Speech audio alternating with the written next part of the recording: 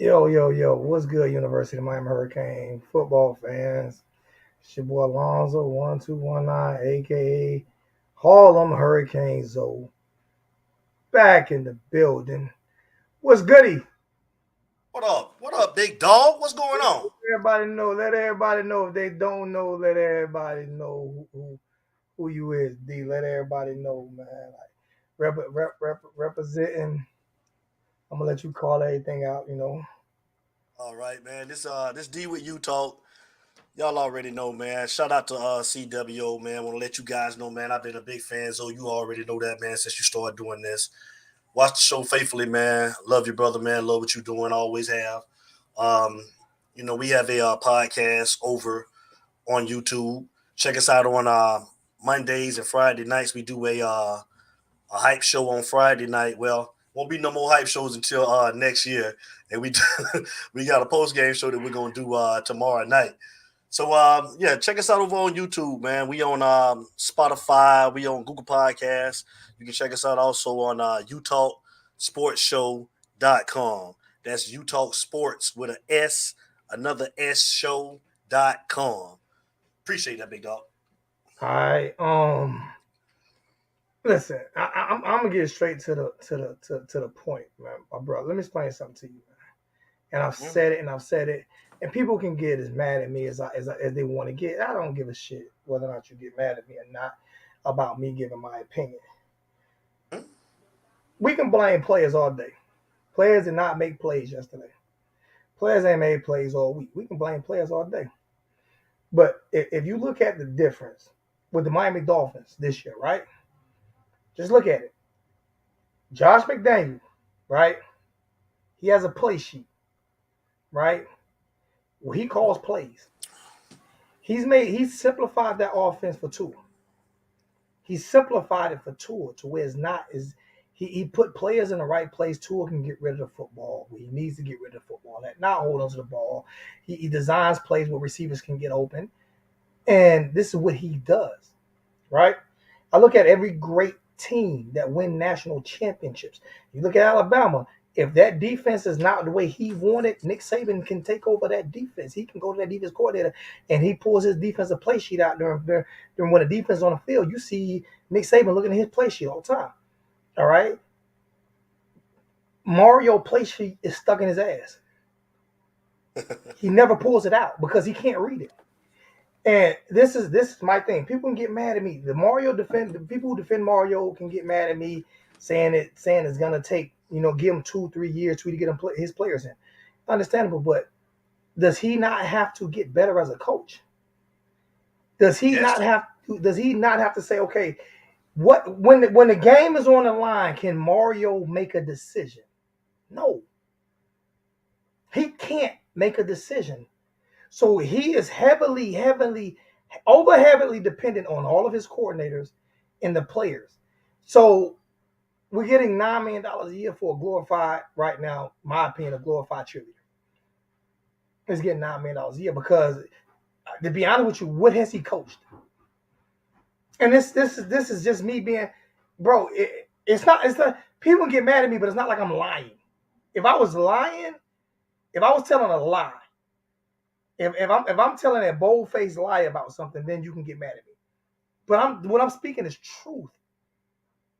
So, in my opinion, if the players are going to get better and the university is going to get better at football, then he has to say to himself, I need to go whatever offensive coordinator I have.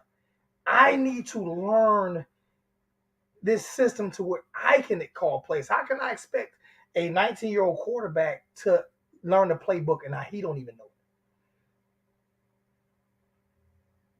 That shows. I agree. And yesterday they quit on him. They did. They quit. Remember that? Remember we had a conversation on But your but but they channel. quit, Zoe. It ain't like this the first game that they done quit. They've been quit. They've been checked out. The players been Yeah, checked out, but Zoe. my thing is this is there's a listen. I would respect a foreign. What's good, Larry? You want to come in? I'll put a stream key in for you. I would respect a 1-9, a 1-10 team that loses by 2 3 points a game. I've never seen us get blown out this many games ever in the history of my American football. I've never seen us get blown, and not just get blown out this many times. Get in a manner before they checked out. Like there has to be a thing between leadership and coaching. I don't want it like I don't want to hear well you wait till he get his players in because his players may check out if he don't understand them as well. Well, at this point now, though, Zoe, what can you do? You can't come back next year with what we watching right now, bro. Oh, we so can't. He gotta get his player in. He can't come back with what we looking at right now, bro. Oh, he can't. But my and you said that on my show on Friday. You said a good point, and I agree with you. You said something that was so true. You said you're gonna give him to the first game next year with Gaddis, and if that shit's still looking like that next year, we all over him, bro. For real. See, I want to see him improve as a coach. I don't want to see him on the sideline next year, not even looking at the play sheet. Like I don't want to see him on the sideline next year, not even looking at a play sheet.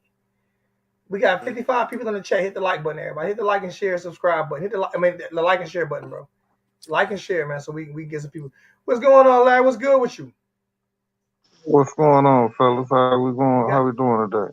All right, man. How you doing, sir? I'm disgusted. I am totally like. Listen, I'm only gonna be on for an hour today. I'm not. My Knicks play at 6:00, so I'm going to watch my. I watch my Knicks move. My Dolphins won today. You know. Hey Zoe, I was looking at the game, right, and I said to myself, when I seen the backup quarterbacks in and they don't have a play call sheet on their arm, I said, "Oh yeah, we lost." No, like so is that coaching the reason they don't have a play call sheet on their arm? Is that the players? And who does that fall on? That's coaching. Take the smoke away. Take the smoke away, D. No. No. You want that damn chain back, Zoe. I don't want the chain back. They ain't earned the chain or the smoke. Take the smoke away. Right. I totally agree with you though, man. Take the smoke away. Take the smoke away. They don't deserve to run through that smoke right now, man. But so where do we go from here? Real talk. Where do we go from here? Like I was talking to my brother today. We had a heated argument, you know what I'm saying? But we trust the process. That's all we can do. Yeah. Right. But what I do over here is I have to critique. And we are paying right now, the way it looks to me is we're paying a $9 million cheerleader recruiter. That's what we're playing. We're paying a guy who is a cheerleader and a recruiter $9 million a year. That's what we're doing right now. Because what people say he can coach. What can he coach? What is it? What is his specialty? Recruiting. So what does it have to do with coaching? Well, Devin Shapiro was a great recruiter. Well, here's the thing. We can talk about that all day. We got it for 8 years. So the shit got to work now, Zoe. They have no choice. He there. The thing is, like I say, where do we go from here? Like one thing I will say, I wasn't a big fan of Manny Diaz, but one thing I will say about Manny, he didn't give a damn about getting rid of them coordinators after 1 year. Oh yeah, they get rid Manny of them ever get blown out like this for 1 year? This many losses blown out.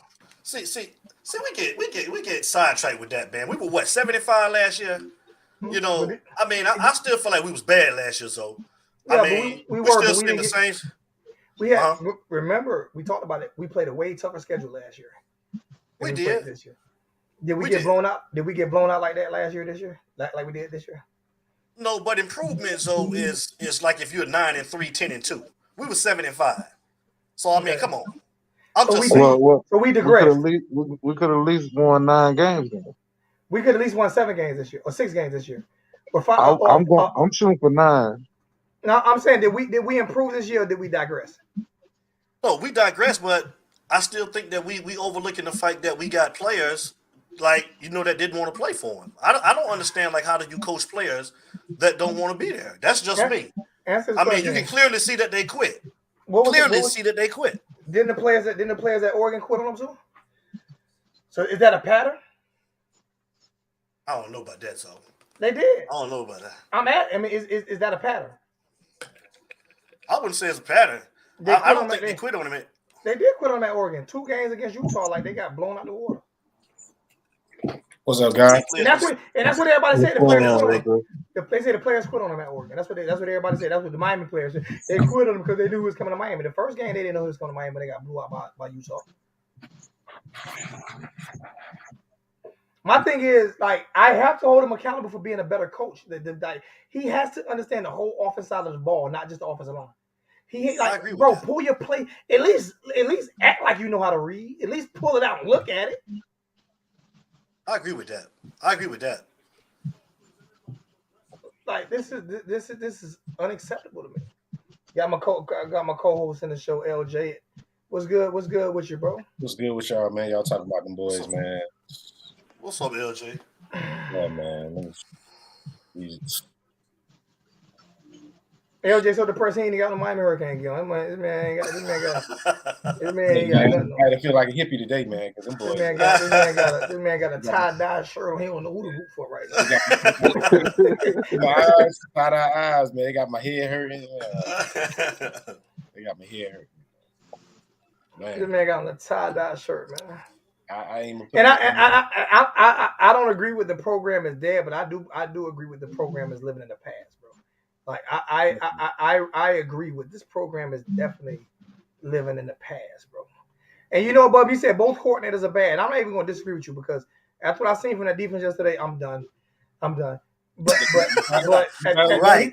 He say we're living in the past. But see, Mario was the past, and everybody wants us to go back to what Mario did, and like Mario was the past, so we keep living in the past. Thinking the past gonna make us the future. Because Mario was the past. Who would you say? Who would you want to come in here though that can do anything different? Lane Kiffin. Okay. Lane Kiffin. First off, who's getting fired first? Nobody's getting fired. I'm with you, LJ. I'm with you. Who we letting go first? Nobody. Thank you. Because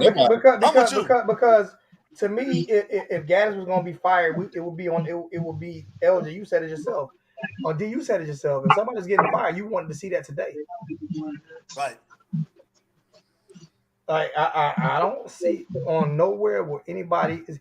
Ken Dorsey just got a offense coordinator job. He's offense coordinator at Buffalo. He's not going anywhere. Yeah, he just got promoted to offensive coordinator at Buffalo. He's not going anywhere.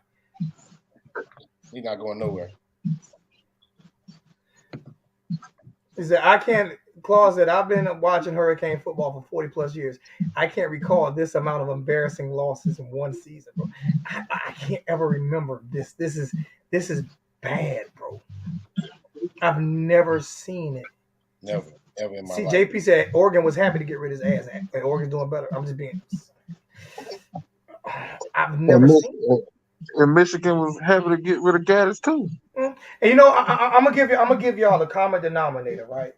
2 coaches that got fast tracked to be coordinators or whatever, or head coaches. Both of them coached under Saban at the same time. Guess who both of them are? And they both on Miami staff right now. Guess who both of them are? Steele and Gaddis? Nope. Mario and Charlie Strong. Mario and Charlie Strong? Nope. Mario and Gaddis. Oh wow. coached under Saban, you said? Yeah, at the same time. Yeah. Mario and Gaddis. Thank you, man. Just saying. Mario was at Alabama before he went to Oregon, and Gaddis was on that staff.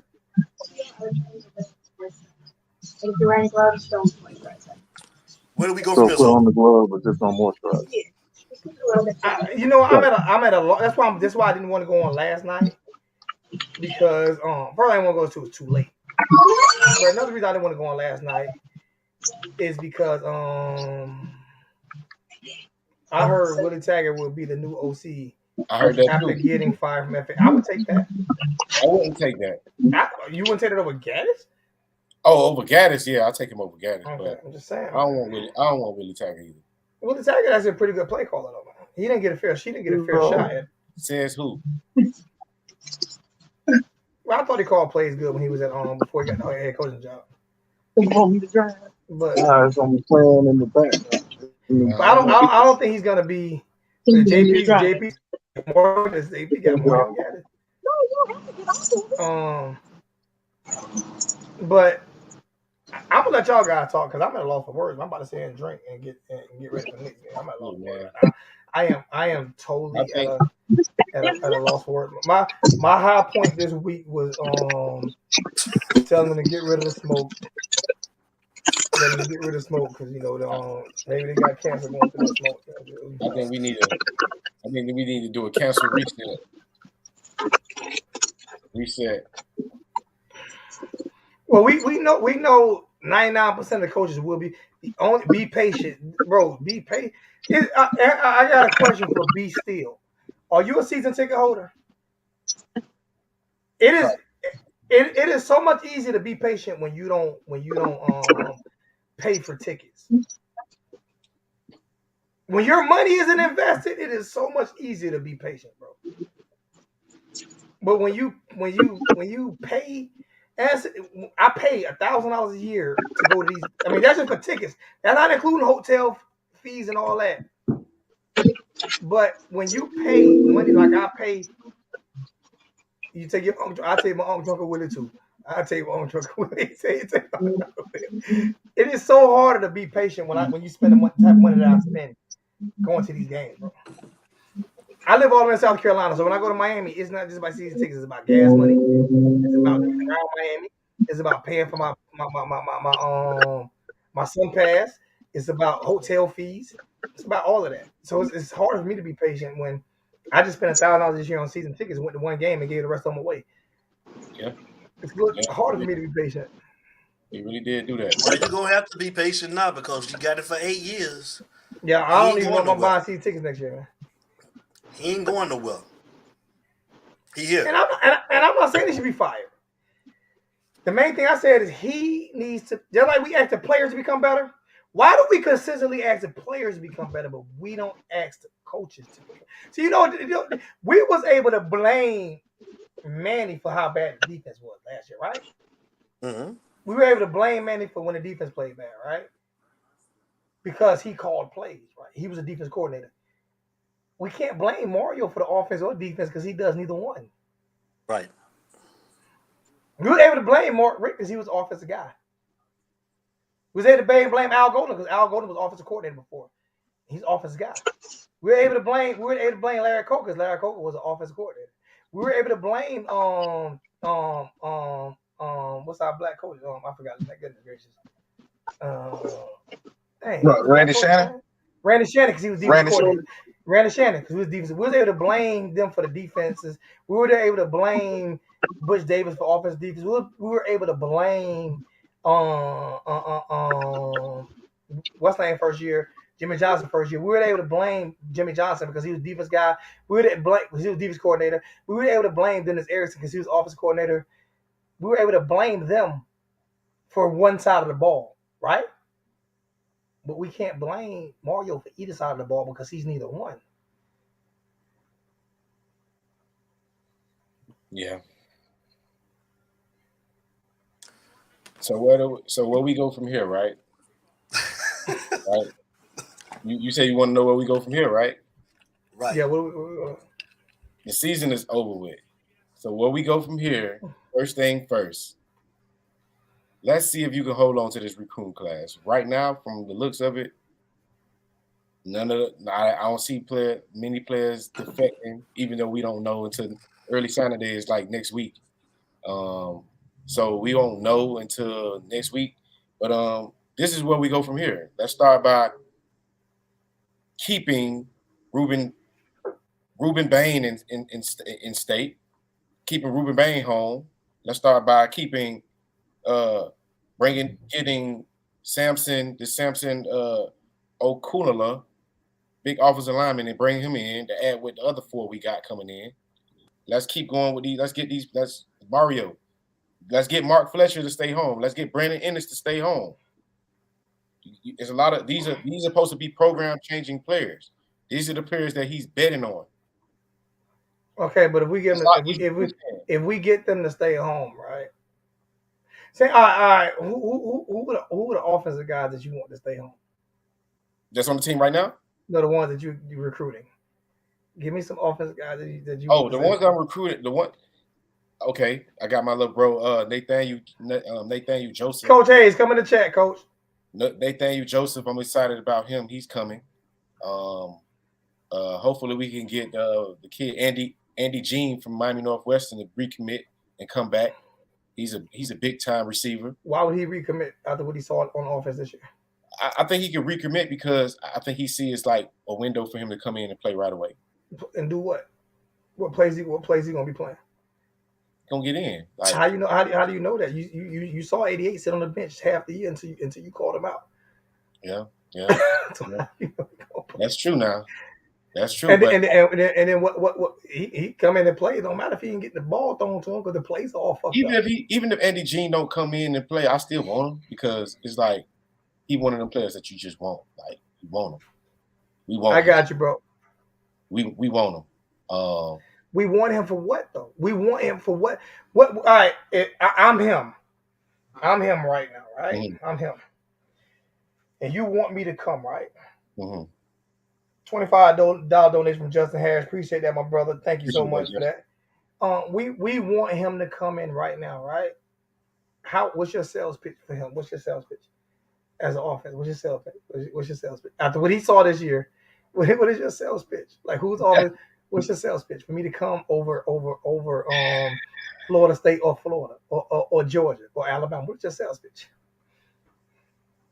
I ain't got no sales pitch for no receivers right now. I got them for all the other positions though. I got them for all the other positions. What position? Running back? Let's go offensive line. What's the sales pitch? Who's coaching right now? Who's coaching you though? You can get hurt right now too because all everybody got. I mean, with this scheme right now, you can get hurt right. Okay, so look, with the scheme, I heard y'all say, I ain't saying you said it, Zoe, but I heard people say that the scheme that we're running with the offensive line doesn't fit them players. Okay, I said it. So I'm saying these 5 stars that we bringing in aren't those players. These are dudes. From? I am the big. Yeah, but those teams run spread system. IMG runs a spread. IMG runs a spread, but this dude is a big mauler. I don't know if it doesn't matter. IMG runs a spread though. He's not used to Wisconsin football. He's used to IMG spread football. I mean, do you see what I'm saying? I mean, what I'm saying, they run a spread. No matter if he's a mauler or not, he doesn't maul all game. That's not what he does. I mean, but so that works in his favor. No, he's not a mauler. Actually, he's not a mauler. That's not what he does. See, listen to what I'm saying. These players that are out of South Florida are not mauled.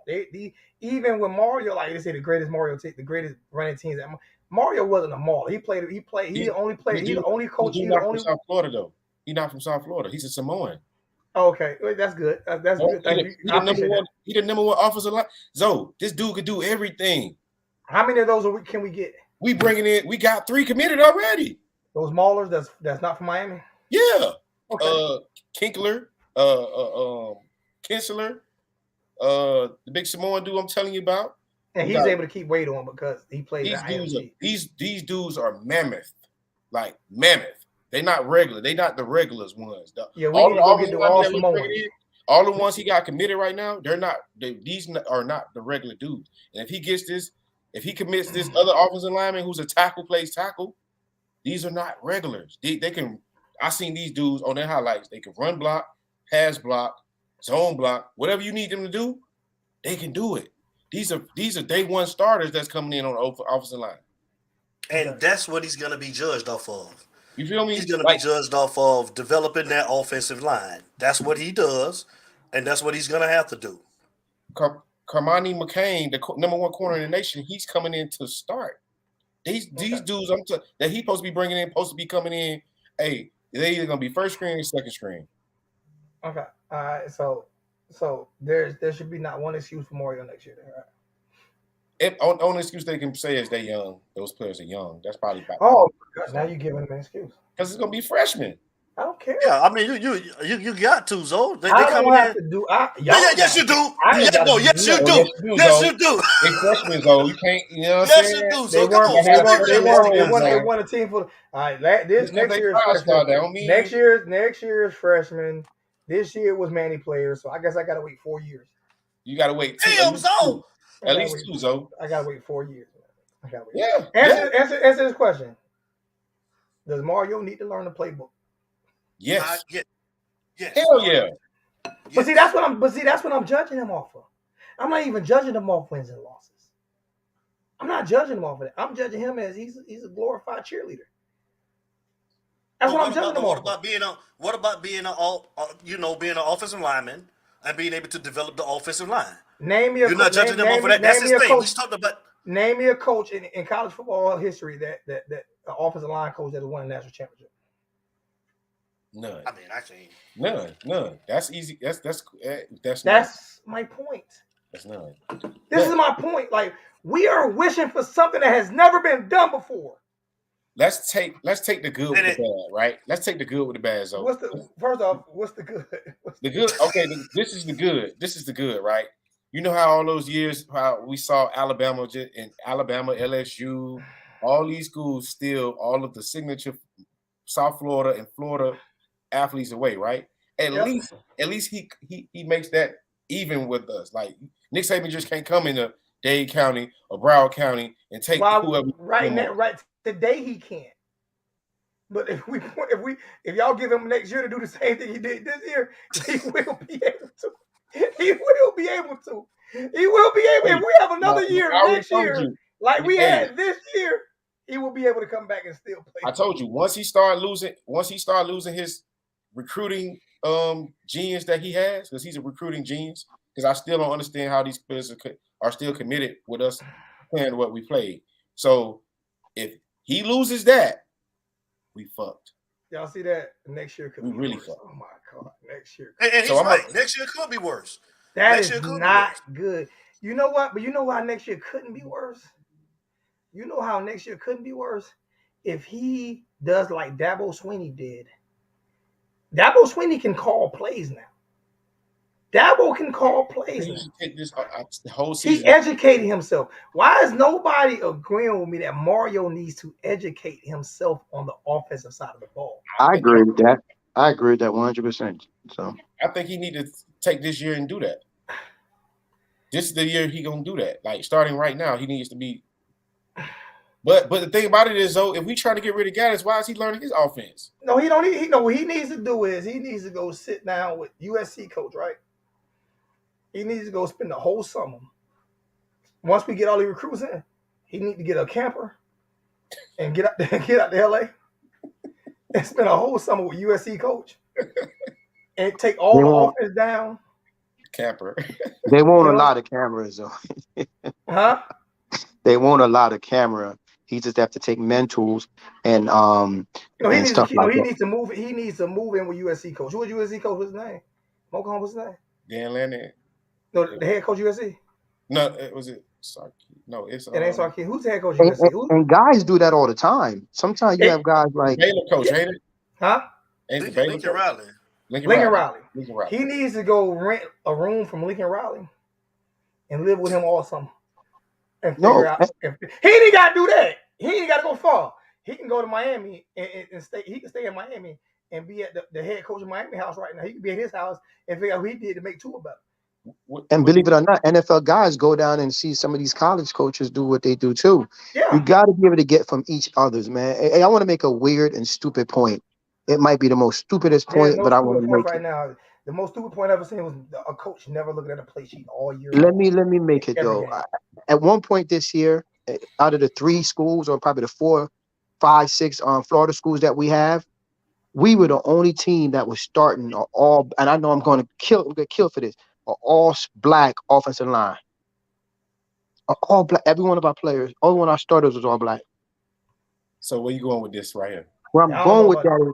No, I'm going is that I think we just try to get too many guys from the Florida area all the time. We gotta I mix agree. this shit up. I We agree. gotta mix this shit I up, see agree. what bro. you're saying. Yeah, I see what I We you're agree, saying. gotta man. mix this shit We've up. been I saying agree. that. So we I talked agree about with that you on Friday. So yeah.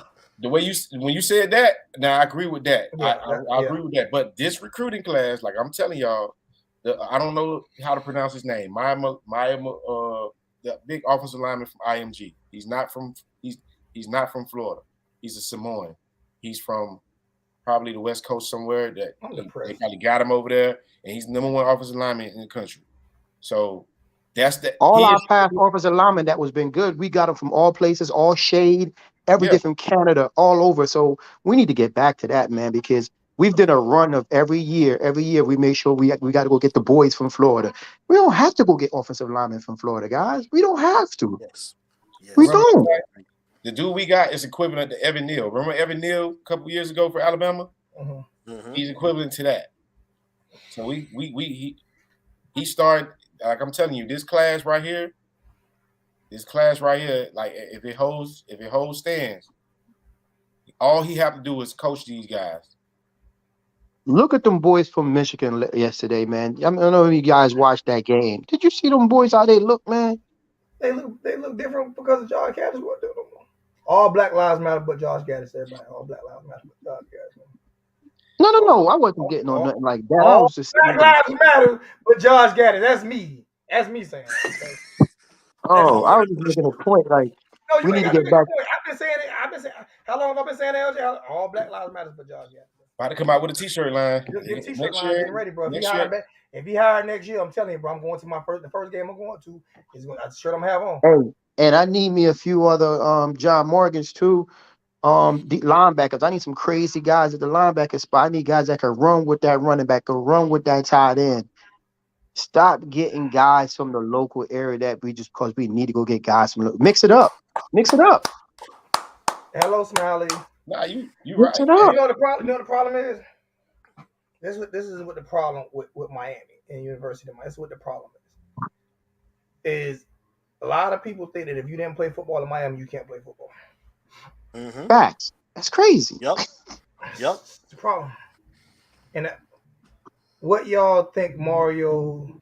What y'all think Mario don't sign off Gaddis playbook? No, he don't even know how to read a playbook.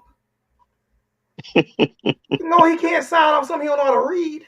I was just having that chat with someone, He man. Say, can't listen, I sign off love on him. something he don't know how to read. I love him, but he got to become a better game coach, man. He's not a game coach. He is a cheerleader recruiter. And I like him. I ain't mad at Mary. I'm just you see all he do is pace the sideline. And I'm not going to be a guy now that's have all this problem with him, all that. He just have to be a little bit more included to what's going on, man. I see stupid timeouts. I seen guys not being prepared. He's got to get a little bit more We involved. come in every game not prepared, bro. Not And that was the prepared. problem. How can we have that problem with Manny but not have the same problem with Mario? See, I can see them say, okay, the players don't want to do this. We got certain players that don't like them and this and that. But it's a difference between execution and preparation, right? My Two opinion, different I things, think right? him and Right, those two different things, execution and preparation, right? Why do they come out not prepared at all, bro? It's like That's my issue. I think the OC and Mario is having problems mid-year, and I think it's going downhill. I think it's not coming out right now, but I think they've been having problems, man. You could just see it, man. They Like had problems from the first game of the season when he tried to change the whole offense. When he tried to change the whole damn offense. The quarterback is not ready to pick up a blitz at any time. How many times we see guys coming in on the edge? Not even the DN, the corner who's coming. He's lined up coming. The quarterback didn't stop one time and point him out. Our offensive lineman the center who's supposed to figure all that out. No one point to nobody. And he comes anywhere. You know what I look at though? Look at the difference between the Miami Dolphins last year and the Miami Dolphins this year with the offense. Right? Look at the difference with a guy who can call plays, right? A guy who can sit down with Tua, a guy who can call plays. This the offensive coach was head coach at Miami name. At the Dolphins, what's his name?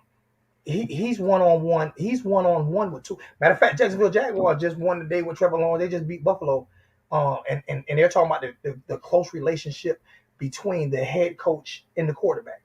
Like the head coach calls plays for Jacksonville. He's called plays for Jacksonville.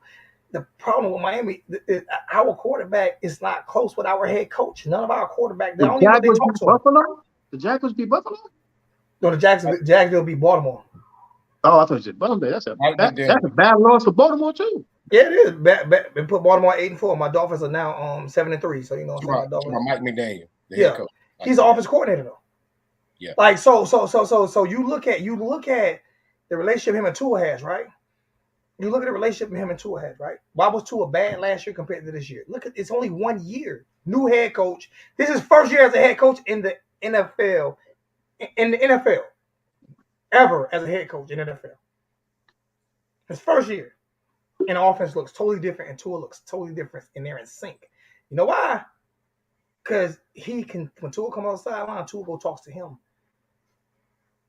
He know every time I look at him, he got them Versace shades on, and he look cool as fuck on the sideline. I ain't gonna lie, he's the ultimate cool coach on the sideline, bro. But he got them Versace shades on. He's looking down and looking at the playbook, looking up, and you know a Mario playbook at stuck in the back of his shirt in his ass, looking like toilet paper, like he walked to the bathroom with toilet paper, but like he got toilet paper stuck in his ass. That's where it don't even move. Because he's focused on the offensive line. He's looking over there at the offensive line. But we have offensive line coach, though. Why are you focused on offensive? You're a head coach. I agree with you, LJ. I be watching him. He be looking right at it's like the play get called, and he'd be like, okay, screw the play. I'm watching my lineman. And he'd be watching the line. And that's what we're going to judge him off of, Zoe. We're not going to judge him off of the play call. You judge him off offensive line. Okay. Keep losing, man. Keep losing. So when the play don't work out, he's like, they didn't block it right. Keep losing. You're going to judge him off offensive line. Keep losing. See if you judge him off the offensive line. The good thing listen. I just want guys who are going to come in and be in tune. And I'm kind of watching our quarterback coach too a little bit. I'm trying to wonder, is he what? Sometimes if everybody's not in together, nothing looks right. So I don't know. I gotta wait this out. This is what I want to see. You know what? All jokes aside, this is what I want to see. And it's little subtle changes. I just want to see. I want to see. Of course, I don't want Gaddis to have another chance. But if he has another chance that y'all contractually obligated for him to have another chance, then I just want, okay, you got the first 2 games. If you don't show nothing, your ass fired. And I would just move the quarterback coach and just let him be the OC because I did research on this. Like I did research. I went back and watched games of Appalachian State, and I'm telling you, the offense wouldn't change as far as structure for the players to be confused. I'm sorry. Y'all gotta look who I'm about to bring in right now, and look what his name is. Look what his hashtag is right now. Oh, Coach Hayes. Look what his name say. Look what his hashtag. I'm hot. Oh, Coach Hayes. I'm hot. We got 130 in the chat right now. What's going on, man? Coach Hayes. I'm hot. I'm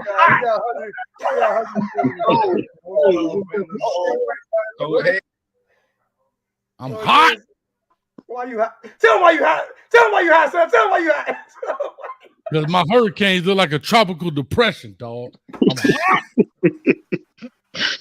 Oh, Coach, can we make Coach? Can we make Coach Strong our defensive coordinator next year? Can we get Coach Strong to be the defensive coordinator? Come on, man. That ain't gonna fix Can I be nothing. honest with you? He already on the staff and he ain't doing enough. I'm That hot. ain't gonna fix nothing. He ain't. Oh, I ain't over him either. He probably not allowed to do all nothing. y'all right now. He probably not allowed to do nothing. Hold on, Jamaica. I'm getting on all y'all right now. Okay. All y'all saying, everybody want to kill Charlie Strong. Everybody want to kill Kevin Steele. Everybody want to kill Gaddis. But the guy who hired all of them and the guy who don't even know a playbook, everybody saying give a pass to. What the freak type of time are we on? Hot. All you gotta do is fire him and get it right. He got to learn. Bro, the man can't read, bro. He the only coach on the staff with a GED. Like, for real. Come on, man. Y'all got to cut it out, man. That's funny. Mario, Mario. Mario, you can't. Stop being Listen, stubborn, Mario. Mario, listen here, man. You don't Listen know here. everything, bro. Mario, you don't know everything, Mario bro. got Mario. You don't care that look you at a played on playbook that and say, OUM team. You Mario, stubborn, look bro. at a playbook and say, hey, what's this word right here? What's this? Blitz. Blizz. Oh, shit. What does WR scheme stand for? No, that's wide receiver screen. Mario, what is a WR scheme? Oh man. Let me ask Coach Hayes a question. While we got him on. G, what's up Coach, with you, Coach baby? Hey, it Man, ain't no it you ain't without nothing, me, man. baby. What's up, Coach? Hey, it ain't no you without Coach. players either. It ain't no you without coaching. It ain't no you without recruits. It ain't no you without a staff. It ain't no you without us scoring touchdowns. It ain't no you without us getting tackles. It ain't no you without us getting interceptions. It ain't no you without us getting fumble recoveries. It ain't no you without me, and I'm out. I'm hot. Coach. Hold on, Coach. Did he just do a mic drop? I think he did. Coach, you still there? I'm out. Oh no, Coach. Let me ask you a question, Coach. Hold on, Coach. Just answer this real quick. How do we come back from this, Coach? What do we got to do to go forward? What do we need to do? Man, get you a nickel worth of high test and a match, and go down there and light that thing, and kaboom! That's Yes, what sir. Blow it all up, Coach. Blow it up. Blow it all up. Start over. Yep. All I'm saying, bro, I just got off with Street and them. Dog, we was up to 5:30 this morning on the show. People talking about you still up. I ain't been asleep, bro. This thing on my mind, like. What I told you, Utah. What I told you, I had sleep all year. Yeah. No, I'm telling you, I ain't been asleep. Dog, listen, this thing on my chest, boy, like acid reflux, boy. I'm trying to tell you, it's bad right now, man. Like, we need at least 30 guys out the program, man. At least 30, honestly. The most yeah, but so here's my question. Here's my question, bro, about that. That ain't the problem, bro. How do we know that these kids are bad? How do we truly know that they're bad apples? I'm taking a look. Because everybody on the internet said it. No. Remember, he actually, I'm gonna give my small Oh, thing. That's all my. Hold on, Jamaican. Hold on. Did he ask you that question? Was that No, but he said RDI. I'm part of y'all, right? He said, I'm gonna ask y'all a question. How do we know? And so you telling me to hold up when I'm the host of the show? How you gonna tell me to hold up when I'm the damn host of the show? I get to answer the question. I get to answer the question first. Look at you, Mario. See, that's a problem. That's a problem. Mario doing stuff like you doing right now. I ain't had you all year, so I gotta give you some smoke too, cause your ass ain't been here all year. You was supposed to be my damn brother. I ain't seen your ass all year with today. Hey man, I'm in the DR, man. I don't give a damn. They got internet in DR. Nah, man, that should be wacky sometimes, bro. It be wacky. Like Mario. Yeah. Oh man. Hey, so man, answer the question so I can answer it, man. I got a little something to say, man. Because of the internet. That's why. Because of the internet said everybody bad. Everybody goes along with the internet. So whatever's popular on the internet was what everybody agree with. That's not why I want certain jokers to transfer, man. Nah. Not me. That's my opinion. So no, but again, so my question is: everybody says purge. That's the new trigger term we talked about. That's new buzzword. Okay, let's purge. Here's my question about purging. One, who are we? Because everybody say 30 guys. It's easy just to throw the number. Yeah. I want to know who the guys are. Who are the guys that y'all? I could give you a few. I'll give you a few. I just give you three. But not only give me the few, but here's what I always say. I've always said this. Give you a replacement. If we come up with a problem, you must at least present a potential solution. That's all I ask. Thank you. Okay. That's all I ask. Okay. So if player X is the problem, then we need to recruit player Y to solve it.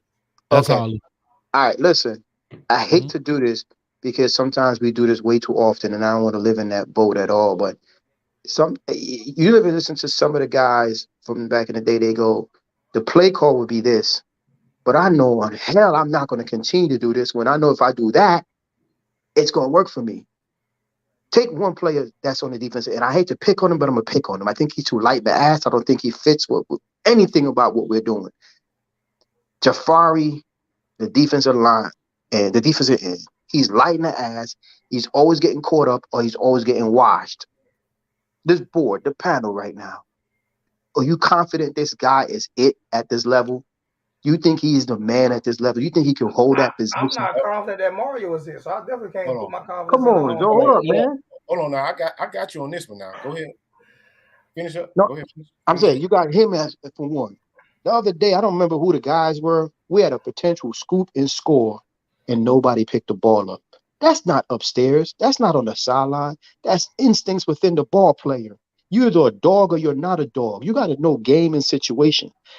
Yesterday, I'm watching one of our linebackers or safety run up and leave that entire side open. The running backs run right to that side and damn near score. If he did score, I can't remember everything. Well, Those are the things. It's He not scored. just the play Which- call. It's who? instincts. Who? What safety? I think it's was it number 4? 24. Number 6? I think it was number 4. He comes running. He comes running and open that entire spot open. Boom, Okay. right through that hole, gone. Okay. So him, you talking about Keontra Smith. Keontra Smith, lighting the ass for a linebacker. We need real linebackers. It is not his fault though. It is not his fault. I know that- it's not his fault that he got recruited. I'm I just get saying, it. Hear me out now. Hear me out. It is not his fault that when Manny Diaz over recruited that safety position, this dude was a safety. He was like Exactly. 185 pounds. Yeah. Dude is like 220 now because they came up with this idea that we're gonna beef To put him up. at linebacker, yeah. Oh my goodness gracious! Thank you so much, man. Thank you so much, New Orleans Canes. He said So, it perfect. they All did the these, same thing to give all him these prize. generational coaches are about money, not about coaching. I agree with that. It was That's a money all of them. grab. All the ones we got. The first thing we need to do is we need to fire all of the not get rid of all of these extra coaches. These cold. If we got what DB coach, if Adadi is the DB coach, then just make the DVD the recruiting coordinator, assist, just make assistant coach or whatever. Don't call him the cornerbacks coach because we got one DB coach, one linebacker. We need one DB coach, one linebacker coach, one offensive line coach, one D line coach, one of everything like regular. Like Would it have been smart though? Would it have been smart, right? You get a wide receiver coach, yes. Would it have been smart for Mario to sit down with I forgot his name, the office coordinator. Dan Mullen. No, the one who left Miami. Lashley.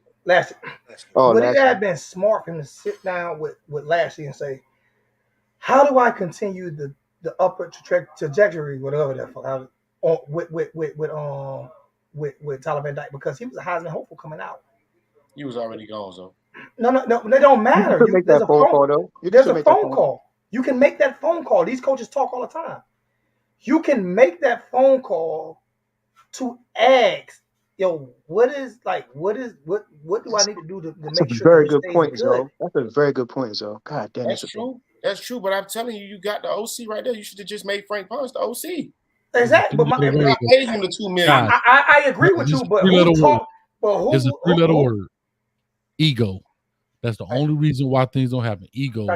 I've been saying that coaches have egos. Everybody want to have the guru patch, and Yep. at the end of the day, that's what it's all about. And so it was a lot going on too, and maybe he should have done that, but it was so much going on. Maybe he had plenty of time because he didn't have an offensive coordinator till the season started. So he had plenty of time. He had plenty of time. And I'm gonna tell you another thing. He don't need Kevin Steele and Charlie Strong. One of the I agree with that. But see, my thing is, he's on the offensive side of the ball. He's not a defensive coach. Mario is an offensive coach on the offensive side of the ball. Our offense regressed totally after Rhett Lashley. Totally. If Rhett Lashley's still offensive coordinator right now, we're not having the same conversation. And I'm not a huge Van Dyke guy either. I'm just not a huge. Understandable. But if Rhett Lashley's the offensive coordinator, we're not even having this type of conversation right now. We don't know that though, Zoe. I do. Because when they started calling plays like Rhett Lashley called plays, that's when Tyler Van Dyke went. Coach, we said he went from Tyler Van Dyke to Tyler Van Dimes to Tyler Van Dam back to Tyler Van Dimes for 4 games. Because Tyler Van Dyke had to sit down with that dude. I don't even want to mention his name no more. All Black Lives Matters, but him, dude. He had to sit down with him and say, bro, this is what I'm comfortable with. And when they did that, the offense flourished. It's facts, not opinions. These are facts, not opinions. I'm not giving an opinion. I'm giving a fact about it. But like I said, I looked at Frank Ponce's offense at Appalachian State. His route combinations and even his run plays that he called are stretch run play. We do is zone blocking schemes. It's not that Wisconsin old Alabama offense that Gaddis is trying to run. Frank Ponce's offense looks slightly different. It's still a spread, but it's different. He goes down the field vertically. Well, I agree with you. Frank Ponce will be the next. I think Frank Ponce will be the next OC. And it translates better by having the quarterback coach as the OC. I mean, if you work with I agree with you. I think Frank Ponce should be the next OC. I'm not disagreeing with you. Only thing I'm saying was, if Lassie was OC, we not even talking about. That's all I'm saying. I'm not saying Frank Ponce shouldn't be OC. I agree with you. I think Frank Ponce should be the next OC, to be honest with you. And not only to the next OC, then we should get a real wide receiver coach too. Yeah, wide receivers. You know what messed up? You know what messed us up? When he originally hired the dude, he ended up going to we signed the dude. He was bringing him over, and then dude ended up McClendon. I think McClendon ended up going to Georgia. That kind of like messed it up. Hey, Coach Hayes. Yep. Hey, you said it perfectly. You said it perfectly. Mario has to strike gold on every position because he can't coach offense. So he has to strike gold twice. This is my point about Mario. Glorified cheerleader. He's a great recruiter, glorified cheerleader. He's not even a game manager because we see he can't manage games. We see this. But everybody want to make excuses for it. Right? If he don't strike gold on the coordinator, what's going to happen, Coach? Will it depend on the player just to be good and the coach is not have to coach? I mean, that happens, yeah. I mean, that's what goes on in that sense, unfortunately. You know, when you don't specialize, and again, I want to make sure I'm clear because people like to bring up Scott Frost, right, in that situation. I'm not saying because you are a specialist, you're going to be successful. It just eliminates a piece of the equation. That's all I'm saying is that it is your system. So if guys come and go, your system is still intact. Your terminology is still intact. Your philosophy is still intact. Your scheme is still intact because these coaches get plucked away so often for two reasons. If you do well, you're gone. If you don't do well, you're gone. So it's going to always be a revolving door, at least at both sides of the ball, right? Versus a revolving door just on one side of the ball, i.e. Alabama. Alabama's defense is intact. They're going to bring in a no-name coordinator because it's Nick Saban's his deal. He's the Pete Golden is going to be the understudy for Nick Saban. He's going to have the title. That's fine. Pay him his money. But let's be honest. Does Nick Saban turn over the keys to Alabama's defense to the defensive coordinator from University of Texas, San Antonio? No, he does not. He's going to get him because also he knows I'm not going to get pushback, right? This guy's coming in to learn under me, and there's something about him. Pete Golden is probably very smart, a very smart dude, and he's willing to learn and so forth and so on, right? He's going to bring in his thing and have it, make it your own, whatever. But the philosophy, the scheme, the terminology is probably very similar to what the players are accustomed to. Now, what Saban has done a great job of, he says, let me go get another head coach. So you basically almost got two head coaches on the team. Now I'm going to go get a head coach that is an offensive coordinator that does specialize, that needs a job, right? Bill O'Brien, he gets fired from the Texans. Hey, that guy needs a job, right? Lane Kiffin needs a job. Mike Locksley needs a job. Steve Sarkisian needs a job. These are all head coaches within their own right who specialize, and so therefore, he whatever it is through the vetting process and the interviews and all that, he respects what they do. This is the philosophy we want to run offensively here at Alabama. And Lane Kiffin is actually, to his credit, he changed him from the old school managing quarterback, right? Because everybody knows Alabama was heavy defense, management quarterback. Okay. Quarterback, it was like Baltimore, for example, right? Joey Flacco. We're going to manage it, take care of the ball, let the playmakers do it, play good defense. Well, football is changing. So when Lane Kiffin comes in, that's when you start getting the Tuas and the Hurts, the Jalen Hurts kid. You can't name a starting quarterback for Alabama before Jalen Hurts in the NFL. I'm asking, name one. I can't. McCoy, but I mean it's okay. But it's only because I know that. But go ahead. But that's fine. But what is he doing? How long has he been gone? Not long at all. And what is You he making a doing? great say point. go get our Browns. I did say go get our Browns. Yep. Right, but so that's my point. So now when Lane Kiffin comes, he changes it up, you know, and you can see there was a battle in there, right? Nick Saban, Lane Kiffin, two alpha males. I'm gonna do it my way, right? Mm-hmm. But it worked for them. Now, when he got ready to get out of there, he got him out of there. But what did he do? Follow the blueprint. I'm gonna bring in the Loxleys. I'm gonna bring in the Sarkeesians. I'm gonna bring in the Bill O'Briens. And bring in the great minds, man. Yeah, and if Bill O'Brien leaves, guess what? He gonna find another guy in that same situation that, you know, can keep it rolling. And that's where Saban has to strike gold once. Because he does the defense, this guy has to do the offense. Well, I'm gonna go get the most highly knowledgeable and successful guy I know at the time, right? Fired doesn't mean you suck.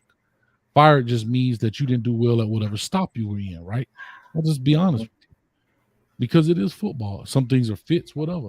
We could talk about the whole Manny Diaz deal, right? I know people won't bring it up. He did find a defensive coordinator in Miami. He became the head coach. That's a whole plate, a different plate of responsibilities, accountabilities, and he doesn't do well at that. But when he goes to Penn, he's doing well on defense over there. Am I right or wrong? Is he back to concentrating on what he knows how to do best? He don't have to go shake hands and kiss babies. He don't have to do none of that. Look at Brett Venables. He's going through that now. When he was at Clemson, he killing it. Now people can say, well, he don't have his players. Bro, if you worth your salt, you adapt to the players until you my God. Mic drop. Mic drop. Mic drop. Mic drop. No, but and that's fair everywhere. But that's fair everywhere, right? Until you get your guys in, it's not like the NFL where you just draft dudes in and out. Now it's getting that way with the portal. And I don't want to be long on this, but I want to clearly explain what I mean when I say strike gold twice. I was feeling it though, Coach. Go ahead. Yeah. And so to that point, that's what's happening.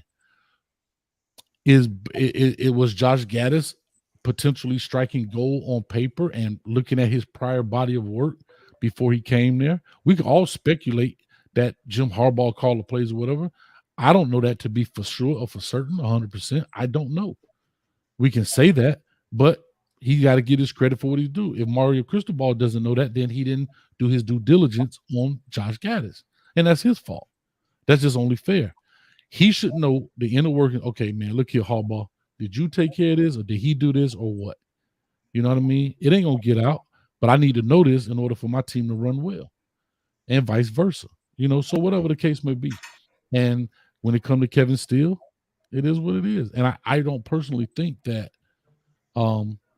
Mario Cristobal got his first choices of coordinators on both ends. That's a good point too. It's a great point too. Yeah, because like we can always say, when Mario Cristobal first got here, was it December when he got hired, if I'm not mistaken? Or prior, maybe late November, early December, he gets hired. He brings the guys from Oregon, right? The mustache, what's his name? Alex Mirabal. He brings Mirabal, the O-line coach. He brings Phil, the offensive, the strength and conditioning coach Joe, and then the receiver coach. Well, the receiver coach decided, I'm packing my bag, I'm going to Georgia. Cool, no problem.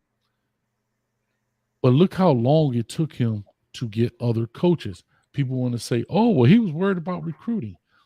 I did a video about that. That's BS. Bro, when you're recruiting, you put that dude on the plane with you. You understand? While y'all flying 4 or 5 hours on the private jet, you interviewing this dude. You understand? It's a great point. It's a great point. Hey, we got, my bad. I don't mean to interrupt, Coach. We got 175 in the chat. I need all 175 people. If you're not subscribed to UTalk, if you're not subscribed to Coach Hayes, go subscribe to both of those channels. If you're not subscribed to UTalk, if you're not subscribed to Coach Hayes, go subscribe to those channels, please. And hit the like button, And please. hit the like button as well. Thank you so much. Go ahead, Coach. Yeah. So I was just saying that when I'm on the plane, or guess what? If I'm gonna be in Washington or New York or wherever, you fly that dude to New York and you interview us behind. Bro, I actually did an interview. I'll leave the schools out of it. I did an interview at a bowl game in a hotel lobby. But I'm saying they got time if they really care. So with that being said, that's an excuse for not having guys. I don't think he could get the guys in which he wanted at first. And let's look at where they were. Kevin Steele was literally sitting on the couch all that time, and he ended up getting the job over at Maryland. And of course, Miami is a more attractive job than Maryland. That's fair. So he decides to pack his bags and come to Miami. But Kevin Steele was sitting on the couch when Mario got hired. And he didn't grab him right away. That's what lets me know he was not his first choice. Great because point. guess what? Because if I wanted Kevin Steele right away, I'm gonna hire him and get his behind on the recruiting trail to help me. I wanted. I heard it was either him, Derek Mason was in that conversation too, and I wanted Derek Mason. Hey, Coach, I got one more question for you, Coach. Yeah, I think Mason would have fit over. Go ahead. So I got one more question for you, Coach Hayes. Okay, but I want to run the Gaddis part. So to that point, whether it was Derek Mason, whether it was Kevin Steele, whoever, look how long the hiring process took. Yeah. And that's what happened. Kevin Steele doesn't get hired until literally the day before early signing day. And that's what Shamar Stewart told y'all. Yeah. I can't trust that. Yeah. But imagine, I'm not saying this would have happened, but imagine if Kevin Steele comes in there right away, he can spend those 2.5 weeks building some rapport with Shamar Stewart. Not saying he would have come, but at least it's better than 24 hours. Yeah. That you hire me today, because think about how fast coaching works. You hired Kevin Steele today. His first call was Shamar Stewart, but he only got 24 hours to work the deal. You need 2.5 weeks. Still not saying that would have convinced Shamar Stewart, but at least 2.5 weeks is longer than 24 hours. And then to Josh Gaddis' point, I know there was Joe Brady talks and all this stuff, and now people want to talk about Frank Ponce. But here's the flip side: it's the political side of coaching. Let's just say he hires Frank Ponce and Josh Gaddis was available. Let's just say. And we're in the same situation we're in right now. Do you understand what the fan base would be crabbing right now? We could have had Josh Gaddis, the Broyles Award-winning coach, and we got Frank Ponce. True. So guess what? In the words of the draft, like Mel Kiper say, best available. Right now, the best available left on the board. You went and talked to Joe Brady. He didn't want it. Kendall Browse didn't want it. Campbell from Toledo, I guess he turned it down. So now best available is the Broyles Award-winning coach. So now because of some nonsense that was going on in Michigan, that became available. So but it may have. But regardless of the fact, you could have went at him. That nonsense didn't start. Dog, these coaches know. It's stuff that we don't know that's going on right now that these coaches know. They know where people are going. They know who making phone calls. These agents talking to each other right now. They may be looking for a job for Gaddis right now. They may be looking for a job. These coaches are making phone calls. Bro, I've seen coaches at halftime making phone calls to their agent. Shit, yeah, it might be something going on in Notre Dame that we don't know. I give you a better one. Go watch. I forgot what it was on. Lane Kiffin, when they were talking about him leaving, Lane Kiffin said, I'm not talking about that until we finish winning the championship or whatever it was they were doing. Jimmy Sexton, who is Nick Saban's agent, as well as Lane Kiffin's agent, was standing in the tunnel. The clock just hit 0. Everybody on the field celebrating. Lane Kiffin goes straight to the tunnel. And they got video of this. Jimmy Sexton is standing in the tunnel with the phone in his hand, talking to the AD from FAU. And he hands him the phone, and he immediately said, I'm going to FAU. But he stuck to his word. I'm not bringing up anything until the game is over. The game was literally over at 0000 on the clock. He grabbed the phone. I'm taking the job. And mind you, Jimmy Sexton is Nick Saban's agent as well. And they got the video footage. Nick Saban walks right past Jimmy Sexton and Lane Kiffin on the phone. You don't think he knew he was on that phone? Of course. These how these things work, bro. These things business, yeah. Bro, they work so fast. I've seen these agents. I'll leave people nameless. I've seen coaches get a job Other dudes are on their staff, have never even met him nor interviewed him. The agents work the deal out because they got the same agent.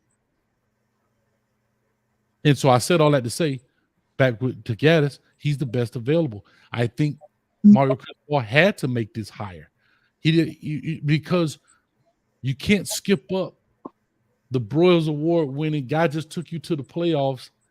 Michigan never has beaten Ohio State in the past 10, 15 years or whatever. You finally do it, and you do it in a good fashion. And I'm going to pick him up for, not to belittle him, but Frank Ponce, who was just the OC at App State at best. I got to take this deal, bro. And apparently it's just a good fit. So I got a question to ask you, though, Coach. Go ahead. Remember, I'm gonna let everybody get out there, Coach. Remember we had this conversation about Dabo not knowing how to call plays on offense, but he ingratiated himself in that system and he helped develop that system, and now he can actually call plays. Yeah, I remember that. That's what I'm saying about Mario. This is what he has to do, in my opinion. So like he has to be a specialist. Here's he what has I'm to know. saying. Mario knows football, right? I'm not gonna say the guy don't know. He ain't out there just picking his nose while he running plays. The guy understands the game. Oh no. Here's what I think the problem is. I think he got his hand in the cookie jar too much. You got to let these guys work. That's my opinion. I don't know that to be factual. I don't know that to be true. On what side of the ball most? On what side of the ball most you think? The offensive side of the ball. Really? So you think he's the problem with the offensive coordinator? See, that's not what I said. That's not what he said. No, what I said was I think that he has his hands in it too much. Meaning, you're not giving me autonomy to coach. Like I always tell people, you hire me to paint your house, but then you're gonna tell me how to paint it. The only thing you need to tell me is what color you want. Mm-hmm. Don't tell me how to. Unless you're a specialist like Nick Saban, who can hire somebody up under him and say, this is how you exactly. Do it. Exactly, but that's because I'm a painter. If I'm not a painter, I can't tell a man how to hire. I just have to critique the work after you've done it. Mm-hmm. Just that simple. So Coach, where do you think, okay, without putting specifics on it, what part of the where do you think he kind of interfered at the most? I don't know if it's design. I don't know if it's scheme. And again, this is only speculations. I want to make sure I keep saying it. I don't know if it's design of the plays. I don't know because we blame Gaddis on certain calls, right? We may say, and because we're not privy in these rooms, we may say Gaddis called that bad play. Well, how do you know his previous call didn't get vetoed by Cristobal? Gaddis could have said, I want to run it right here on 4th and inches or throw it right here to quick out. They stack in the box. And Cristobal saying pound it. We don't know that. True that. Hey, Coach, you think it was Gaddis' call yesterday about telling Brown to sit down? Say, all right, enough of that. I'm gonna sit you down. Put Garcia in. You think that was the offensive coordinator? Or you think that was the head coach? I don't know. I don't know. Again, you sound like a news reporter. They're trying to put you on the spot, Coach. No. It's great question. I'm dealing with a guy with some knowledge, and he's a coach, and I need game time experience from a coach. I'm gonna tell you what I don't like about it. I can tell you what I don't like about it from my perspective. I can't tell you why they did it, but I'm gonna tell you what I don't like about it. He comes in, starts for Georgia Tech game, comes in, starts for Clemson game, right? Didn't necessarily play all that well, but I think he played as expected for a true freshman against an established defense in Clemson, right? And I don't think they gave him a chance to do his thing. I don't think they gave him an opportunity. Bro, you gave me literally three and out. I had 3. I don't know how many plays he played, maybe 3 plays or 5 plays or whatever it was. It was minimal at best. And I've seen that at the Miami quarterbacks before. Let's go back to the Virginia game when we gave a certain guy a look. He made a couple of mistakes and boom, he was out of there. And now they're doing that to Brown. It's a different staff, a different everything. I'm just saying, I just didn't like the fact they pulled him. Listen, he probably threw an interception when he probably should have threw the ball short. He went middle. Well, damn it, get your ass from upstairs and come downstairs and start coaching these quarterbacks and wide receivers and everybody else on the damn field. He's a wide receiver. But guess what? Guess what? They put Brown back in, and Brown got hurt. Did y'all see that? Yeah, but that was Brown's fault. I'm looking at he held the film. ball too damn long. He ain't ready. Like I was telling Zoe, like Georgia Tech game or whatever. It's like, oh, but to your Hey, point, let me get you but talking. to your point, if he's not ready, you put him in there for Georgia Tech. He did well. He played pretty much 90% of the snaps for Clemson. Exactly. And on the road. So to that point, if he's not ready, I'm okay with that if we're going to take this as a learning process. If we're going to make this a learning process, I think they're doing some political shuffling with the quarterbacks because I don't think they really want Jake to leave. I don't think they mind if TVD leaves, but I think it's some political shuffling going on, some maneuvering going on. I agree. Say, hey man, we really need you, we really want you, blah blah blah. Because here's the real problem. I don't care what nobody said. If TVD leaves, which I highly think he will, and if I want him to. And if Jake leaves, you are now stuck with Ja'Cory and Emory Williams. Exactly. And now you are forced to get in that portal super heavy because there's really no experience. Emory Brown has no experience. Well, that portal guy we have that we hired from Michigan State should have been already in that portal looking for possible quarterbacks anyway. He should have been in there 4 weeks ago. 4 weeks ago. Hold on a second. I have to get you talk in. And I got to get LG. Yeah. I got to get you talking because I invited you talk. I invited you talk to come talk tonight. No, but you're good. You're good. I got to get you in. I got to get some of your. I got to get some information from you, man. Like we talked about it on your show. Like what is your going in the next year? Like, are you confident? I know you're not confident in wins, but are you confident in coaching getting better? No, I'm not. And I mean, like you said, we talked about this. I guess, like I asked you, my question is, how can you bring Gaddis back after what we saw this year? And we can very well be in the same position again next year. Still, offensive line is still suspect. I don't understand how you can bring him back, though. And Coach Hayes, this is something I want to ask you. Mm-hmm. Mario as an offensive line coach. Mm-hmm. Do Mario? How long do we give Mario to develop the offensive line, to get the offensive line playing up to par? How long should it take him to have the offensive line back up to par? Well, I have to say this, and I don't want to make it an excuse, but this is the reality of it. Injuries plagued our offensive line so bad. I don't care if you had Art Kehoe there. I have to be very honest. If you had Art Kehoe there coming in as a first-year Art Kehoe, he would have had some real major struggles, bro. Like we are decimated at the offensive line. I mean, literally week to week. Bro, remember, we played the one game, we lost 2 offensive linemen within 3 plays. Last night, we lost 2 offensive linemen.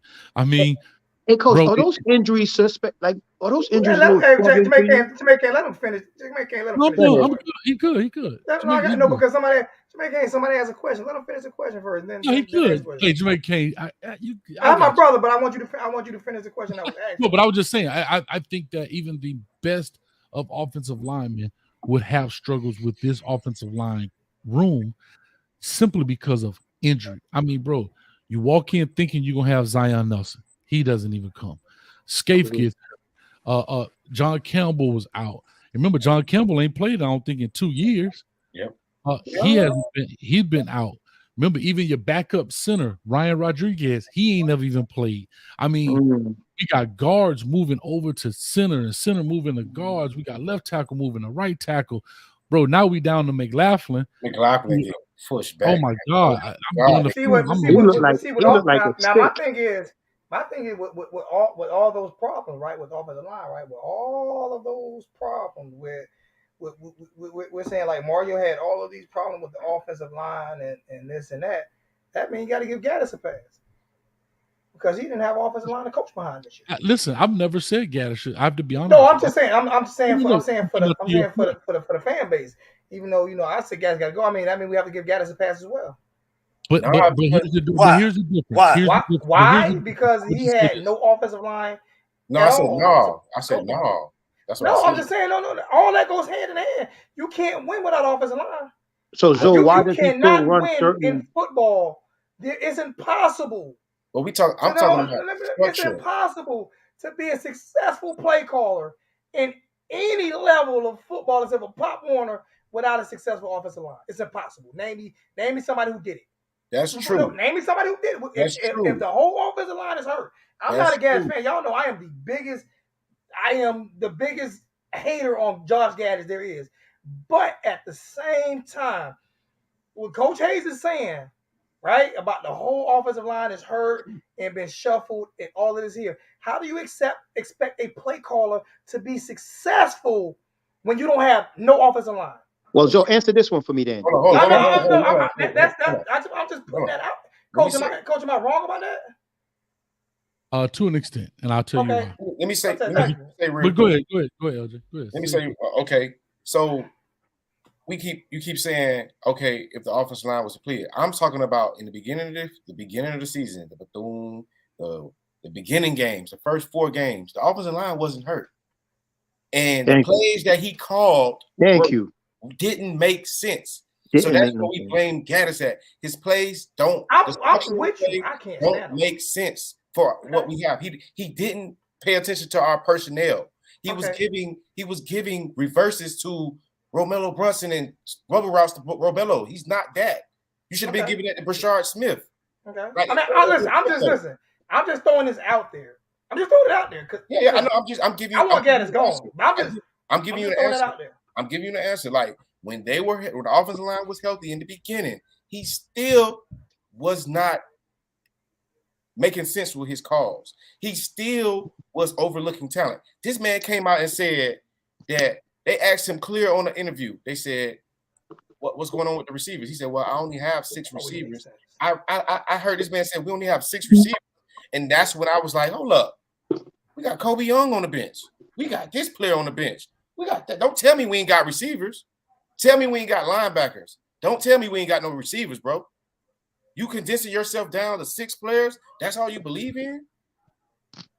He didn't know his personnel. His plays didn't make sense. And he's hard-headed. That's our problem with Gaddis. It ain't about the offensive line. It is about the offensive line to an extent, but they got hurt later. They didn't get hurt in the beginning of the first 5 games, bro. We had our offensive line.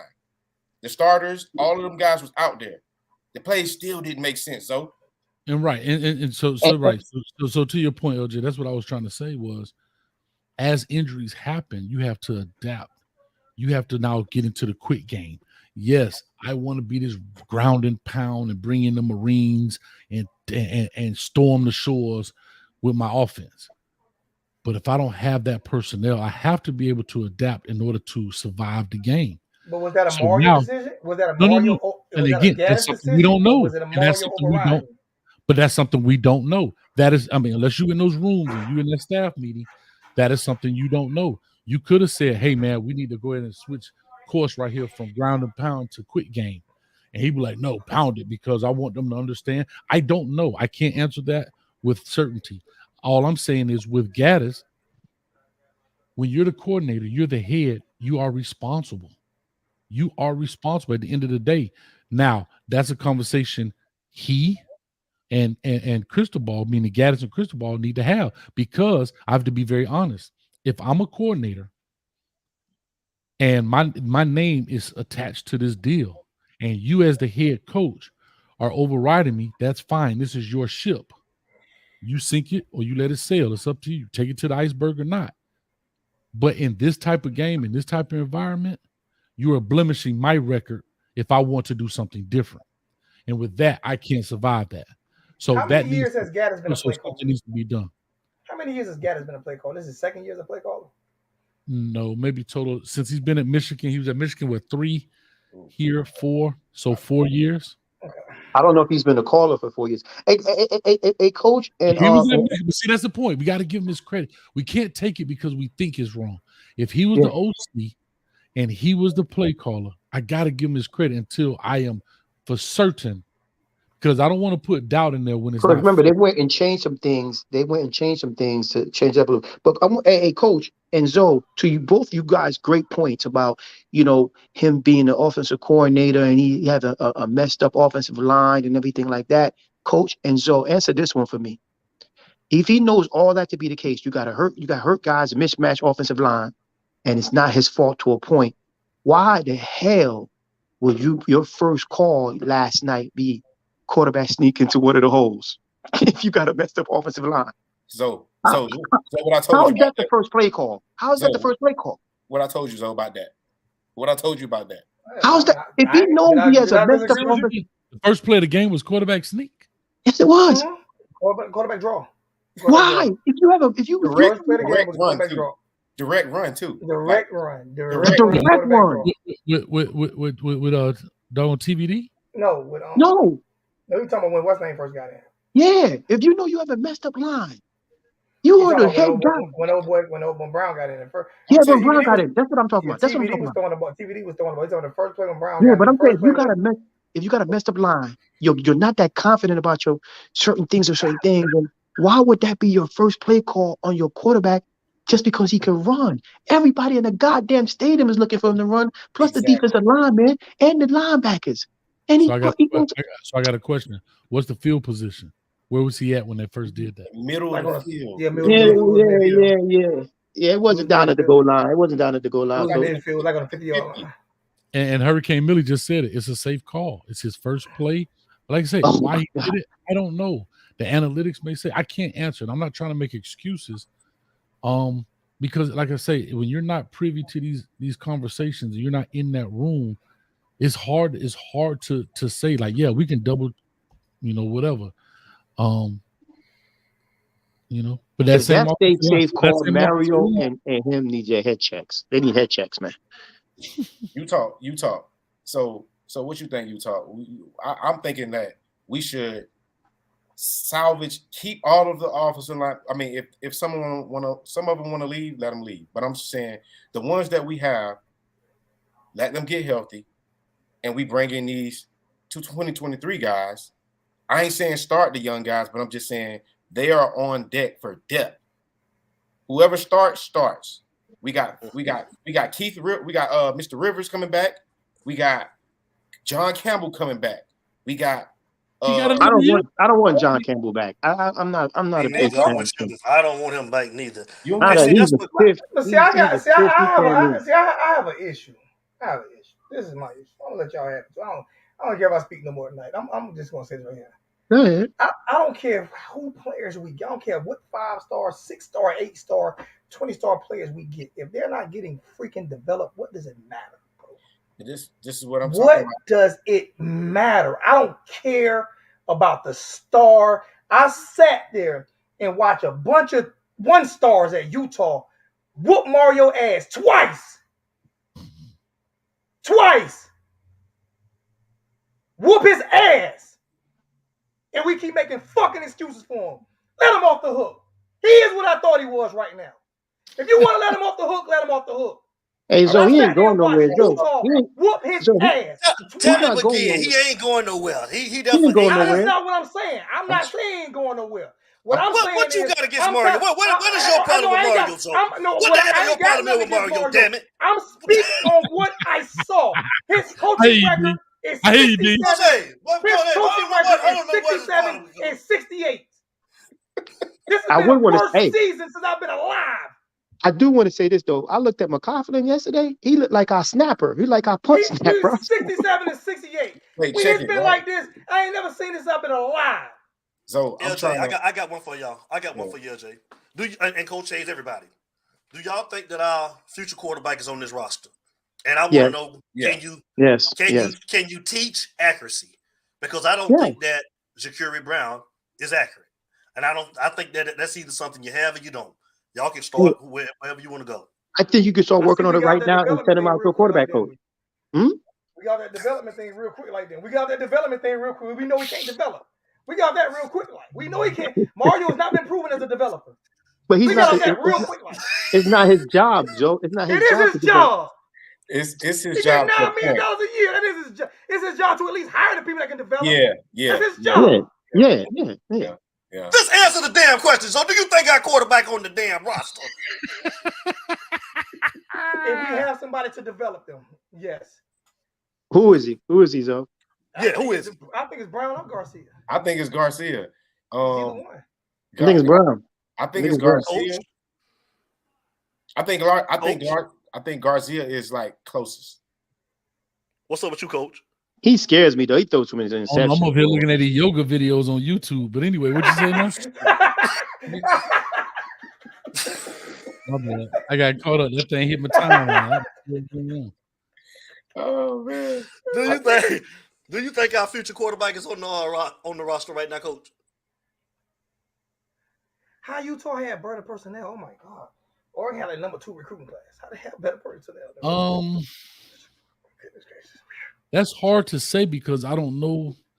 I hate to say it. I don't know what the future brings. I don't know what kind of offense we're running. I like Ja'Cory Brown. I think he can get it done. I think that you can run offenses, and I know this is going to sound oxymoronic in the mud, but you can run offenses. I'm scared to even say this because y'all going to Twitter me to death. Where you don't have to be as accurate. And here, just let me finish. Everybody ain't Trevor Lawrence, man. Right. And what I'm saying is, when I look at it, meaning, does he have the attributes? Does he have a strong arm? Yes. Can he put it there? Yes. Does he have touch? Yes. Now, you have to understand when we talk about accuracy, a lot of accuracy comes from throwing guys open, right? Knowing how to throw behind a linebacker's head. Man, I'm up here demonstrating. I forgot I got the camera off. I'm up here demonstrating and all. But anyway, throwing behind the head of the guys and tighter windows. That will Hurricane really got me right. You know what I mean? That will come in time. You know, that would definitely come in time. But I like Ja'Cory Brown. I like what he does. I like his ability to stay alive. Like when they had him balled up in their pocket and he came up out of that. You know what I mean? That shows that he's got some strength to him, some things like that. But we have to make it easy for him. We can't throw the 43-yard out because he's on the far edge. Like, we can't do that to that young man. Can't do that to him, man. I think we should live and die with Garcia, but I also think we should bring in Ja'Cory Brown I think we should give him like a couple drives throughout every game of the season just to keep him, let him sharpen himself more. But I think we should live and die with Garcia. But like you said, we got to develop him. I told you Ja'Cory Brown's 2 years away with his accuracy. He has everything else, but he's 2 years away from accuracy, from what I saw. I'm gonna tell you what really annoyed me, man. I'm sorry to interrupt, but I would do this. I have to be very honest. If we're talking about purging the system, we're talking about getting new guys from the portal and all this stuff. Let the young man grow up through his growing pains. That too. Let him grow up through his growing pain. Everybody already know the season's gonna be 6-6. Let the young man grow. That's what I would do. I would let the young man grow. And hopefully develop. I'm gonna tell you what annoyed me. This season, man. I thought we had good quarterbacks, and I felt good about my backups and all that. And then I see that dude in Carolina, May, and I said, "Oh my God!" Some teams just either they get lucky or they just know how to find quarterbacks and everything is right in the world. Or maybe they just can coach. Or maybe they just that shit annoyed the hell out of me that they went and got another. They went and got another quarterback. Or maybe they just maybe they can. Whatever happened over there, they got one. Whatever happened over there, they got one. This is what gets me like. This is what gets me with Miami. This is what gets me with Miami fans. We are the only fan base in the nation, right? We are the only fan base in the whole football world. Make somebody good without seeing them play. I'm talking about professional. I'm talking about overseas football. I'm talking about arenas. I'm talking about. We are the only fan base in the nation where we can average a top 15 recruiting class, lose to a team that averaged a top 100 recruiting class, and blame the players all the time. We are the only fan base that does that. We are the only fan base that can have all these players in the top. 4 and 5 star players. At least 4 consistent 4-star players. We're the only fan base that can continually blame players and never Are hold these coaches 4 and up. 5 stars overrated though? No, Are these like, 4 and 5 stars- like I said, like you doing it for me. We are the only fan base in the world who can consistently have 4-star You're right players, though. All of them can't be overrated, or bro. underrated. We are the All of- only fan base in the world that can have these star players and that every school is going after. That Alabama's going after, that Georgia's going after, that Clemson's going after, that Notre Dame is going after, that the LSU is going after, that Ohio State is going after. We can get them and then say they're overrated. But when Alabama loses, you know who the fan base talk about? You know who the fan base get on? A guy who won 6 championships at Alabama. They hold the head coach accountable. They say, what are we doing with this talent? You know what Miami fans say? What is the talent doing to hurt the coaches? Makes no damn sense. I'm Yo, they we talking do all about the firing. time. Listen, they talking about firing Ryan Day at Ohio State. Thank you. On him fired. This man has lost 5 games in 4 years. But at Miami, no, consistently blame the players. But you know you can't lose to That's Michigan. the only fan base that does it. And that's crazy because they just don't know, man. Come They get ignorant, kids. man. Come get your Yeah, damn hold on. kids. But Jay, hold Hold on. up. But Jay just said you can't lose to Michigan. Well, we can't lose to Florida State, but we blame the players for losing to Florida State. Mhm. Every time it's always the players. I don't blame. It's I don't never blame. the coaches. I This blame is why the I players. get on I the don't coaches. think they're talented. Because I'm looking at Alabama right now. I think And we when have they pieces lost on 2 both games sides this of the year, ball, but I don't think we that talented. They lost 2 games this year, and they are giving Nick Saban hell. Hey, so not to agree or disagree with you though, but all them teams and all them names you're throwing out, there's none of them teams that's averaging 8 points, and other teams 100 and something thousand points in 3 and 4 games. I'm not disagreeing with you, but whether they averaging 8 points or lose, however they lose, we're the only fan base that consistently say our players are overrated. Yeah. Like we're the I only agree. fan base that consistently I agree. our players are the overrated. And I'm one of them. You talk. I'm with you on that. You talk. I believe that it's some players on the team that is they just don't wait. So I'm not disagreeing with you. Hear me out. I'm not disagreeing with you. I agree with you, talk, and I agree with you. But I'm saying, but why do we constantly only put that on players? That's what I'm talking about. I feel like it's some players on the team that's just not our culture players, and that's because they don't give effort to the bitter end. I agree That's with the only thing that I'm talking. They get their hearts snatched out of their chest. I'm not disagreeing and that's with when any I of be that. like, and guess what? It's some of their signature players. I'm not disagreeing with any of that. Whether they're overrated or I'm not disagreeing with any of that. What I'm saying is all that they always say is the players. You know why? Because majority of our damn players is local, and we don't want to bash local guys. F all that. I'm gonna keep it all the way real with you too, though, because I be in some of these other chats or whatever. Like other fan bases do that too. I'm not gonna put it on all our fan bases like that too. I be in other chats too. Well, I see it. Florida State. I know Florida State fans. I ain't talking about. I know. But you know, I'm putting on Florida. Fans. I'm gonna we put just on do it. I'm gonna put on that crab in the barrel state in the state of Florida. It is. The whole state is a crab in the barrel state in the state of Florida. It definitely is. And that's because they don't want to bash local kids and area kids and Polk Town and Broward and they bash them. They don't want to bash the coach. It's never the coaches. That's what I'm saying. That's come on, man. What I'm saying is, what I'm saying. You know when they blame the coaches at Miami. You know when they blame the coaches at Miami when it's too late.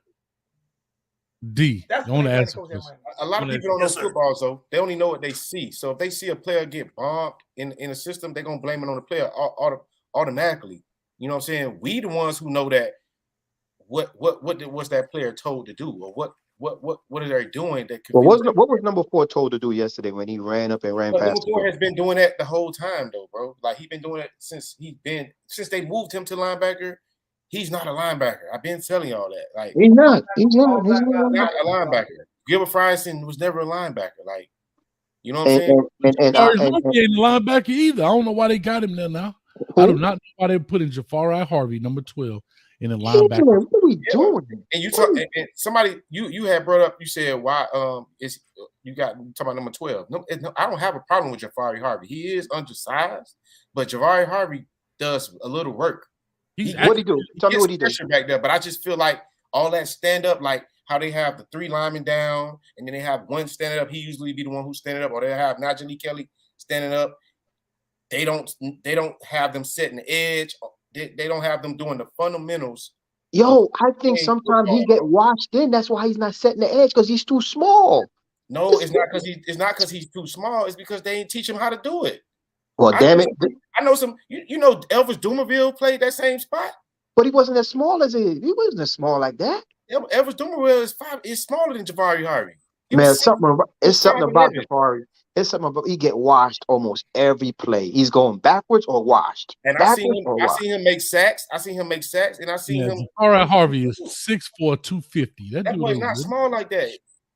Well, he getting washed, man. He's getting what he gets. He's the term of a what you call that? Undersized forward in basketball. What you call him? Tweener. He looks like a tweener out there, bro. He's getting washed. He's 6'4". I don't know what y'all. He be getting washed. He be getting washed. Is he getting washed because of his size, or is he getting washed because of the technique? It's because of his technique. It ain't because his size. Because he's 6'4", bro.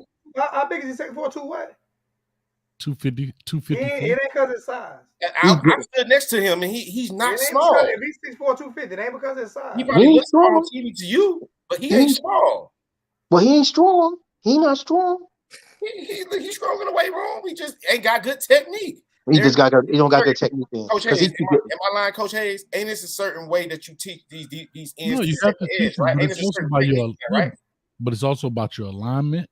All of that stuff plays a part. Where you line up, if you inside eye the guard, bro, that dude, he weighed 300-some pounds too. Is Jabari Farr defense end, right? Yeah. This is what I'm about to say. Miami Hurricanes had the number 2 defensive lineman in the nation in the ACC. I'm not going to kill the defensive line, bro. Exactly. That's what I'm not going. They rated number 2 in the ACC when it comes to sacks and tackles for losses. That ain't the problem. The problem is when the D-line do their job, they don't have nobody on the second line that's coming behind them filling gaps. I could agree with that. How come nobody didn't talk about Flag? How come nobody didn't talk about Flag yet? He needs to be out of this. I've been talking about We've talked about Flag all year long. I've been talking about it. I've been talking about it since last year. What? I've been talking about this linebacker situation since last year. That's the most slow-footed kid I've ever seen. Bro, it's not his fault. It's not his fault. That you know what fault it is? Now that's Manny Diaz's fault because we did not recruit. Yeah. We have one linebacker on the roster. That's a linebacker, true. And he has to gain some more weight because he gets swallowed up because he's light in the ass right now. So he gets swallowed up. And that's my boy Wesley been saying. I love Wesley, but Wesley got to get big. He nothing but a baby right now. He gets swallowed up. You know what I'm saying? Let me ask you a question. Hold on. Let me ask you a question. Making so many excuses for Manny, but we're gonna keep making. Whoever is saying that he's a baby, and I agree to a point. Whoever's saying he's a baby, how come we watch all these other college football games and they got ready linebackers that's ranked lower than him? No. I'm answering for you because they have coaching. Yep. They have coaching. Yep. They have coaches that coach. Hold on. So you gonna tell me Charlie Strong ain't a coach? No, I'm saying. Come on, coach. Come on, coach. No, what I'm saying is Charlie. No. I'm about to kill coach. We have one linebacker. We have one linebacker on the roster. We have one. It don't matter. It's not Charlie Strong's fault. It's not Charlie Strong's fault. They did not leave him any linebackers. So we don't have any linebackers for Charlie Strong to coach. I'm gonna tell you what I see in this footage. As I do these good, bad, and uglies, I'm actually editing them. When I look at it, I see the same mistakes over and over.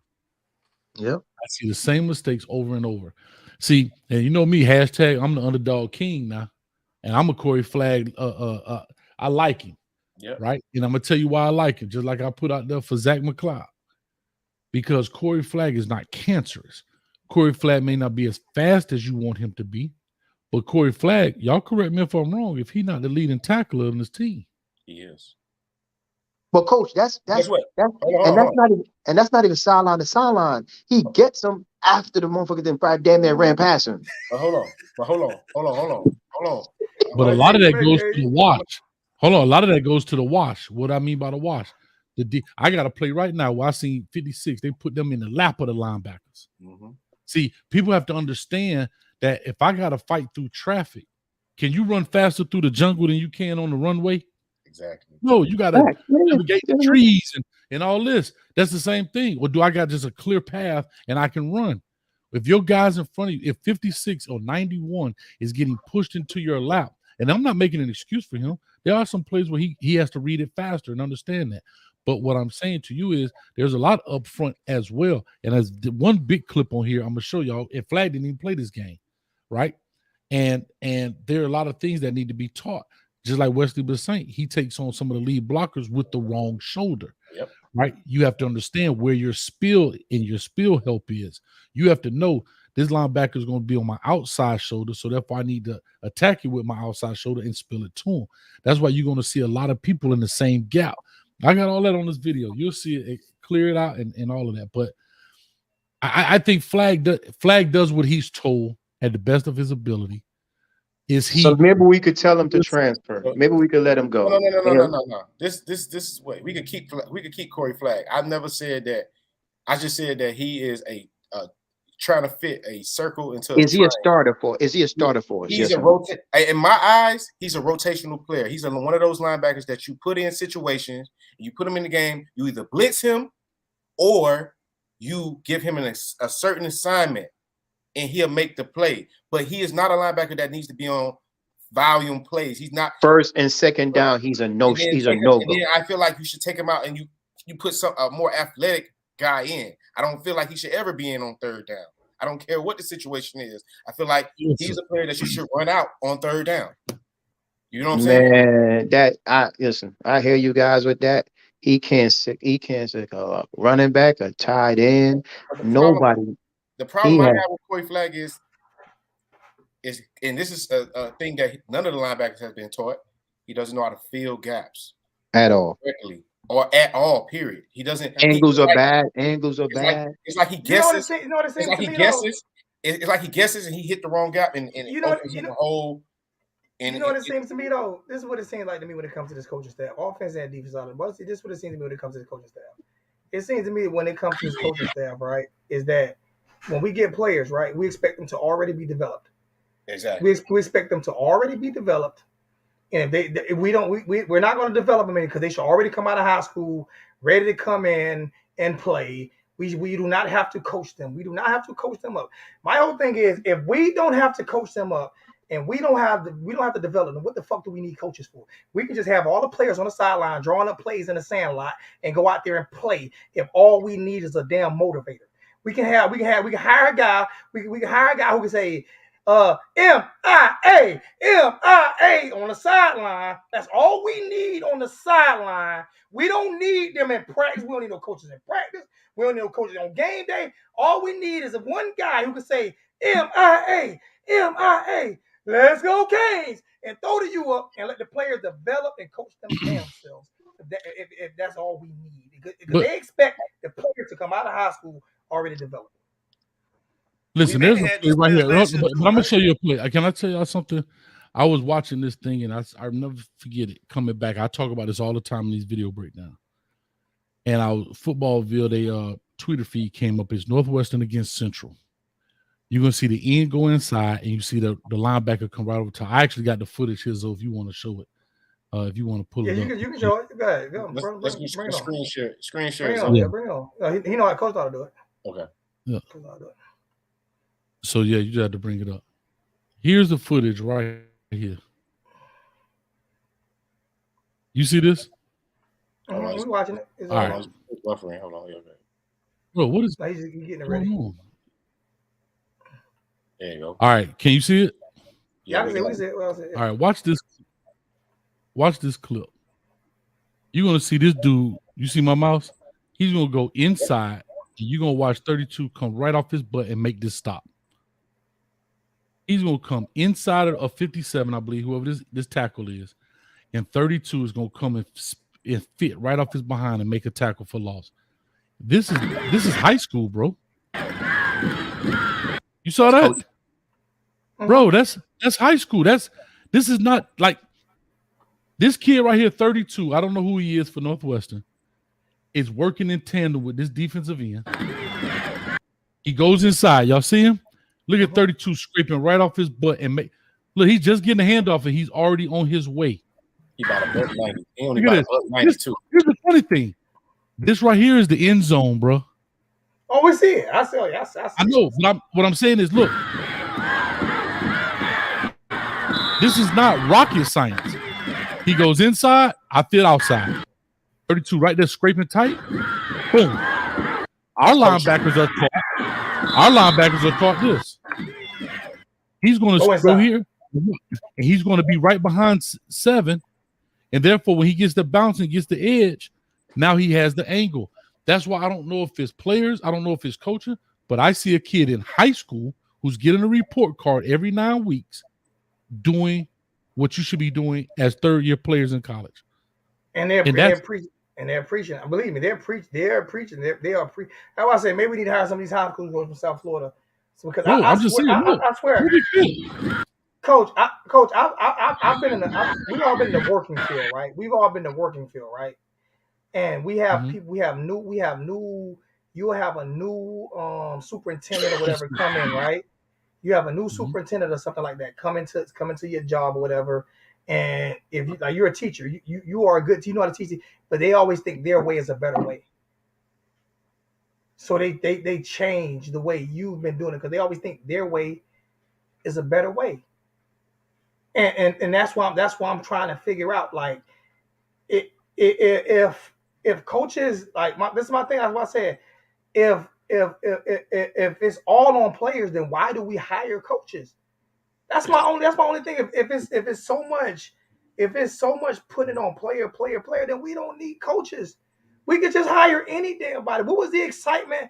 But the main excitement about this coaching staff this year was we know the players are going to be developed, but when they don't be developed, when they're not developed, then we blame the players. It's too many elephants in the room. Yeah, that's my thing. Like anytime the whole thing with this year was at least we feel like the coaching staff is going to make improvements on technique and on this and on that, and that hasn't happened. And my thing is, the last coaching staff had it for 3 years. It don't. They So didn't develop them, then this coaching staff come in for 1 year, and you expect for them to say something that doesn't happen in the last 3 years. So why did Mario get washed against Utah twice last year? You always talking about that damn Utah. You're right. I'm always talking about damn Utah. You know why? I'm bringing that up? Because you keep giving excuses on this is first year. I ain't giving him no excuses. I'm just saying. Coach A, I'm just saying, can we give him a year?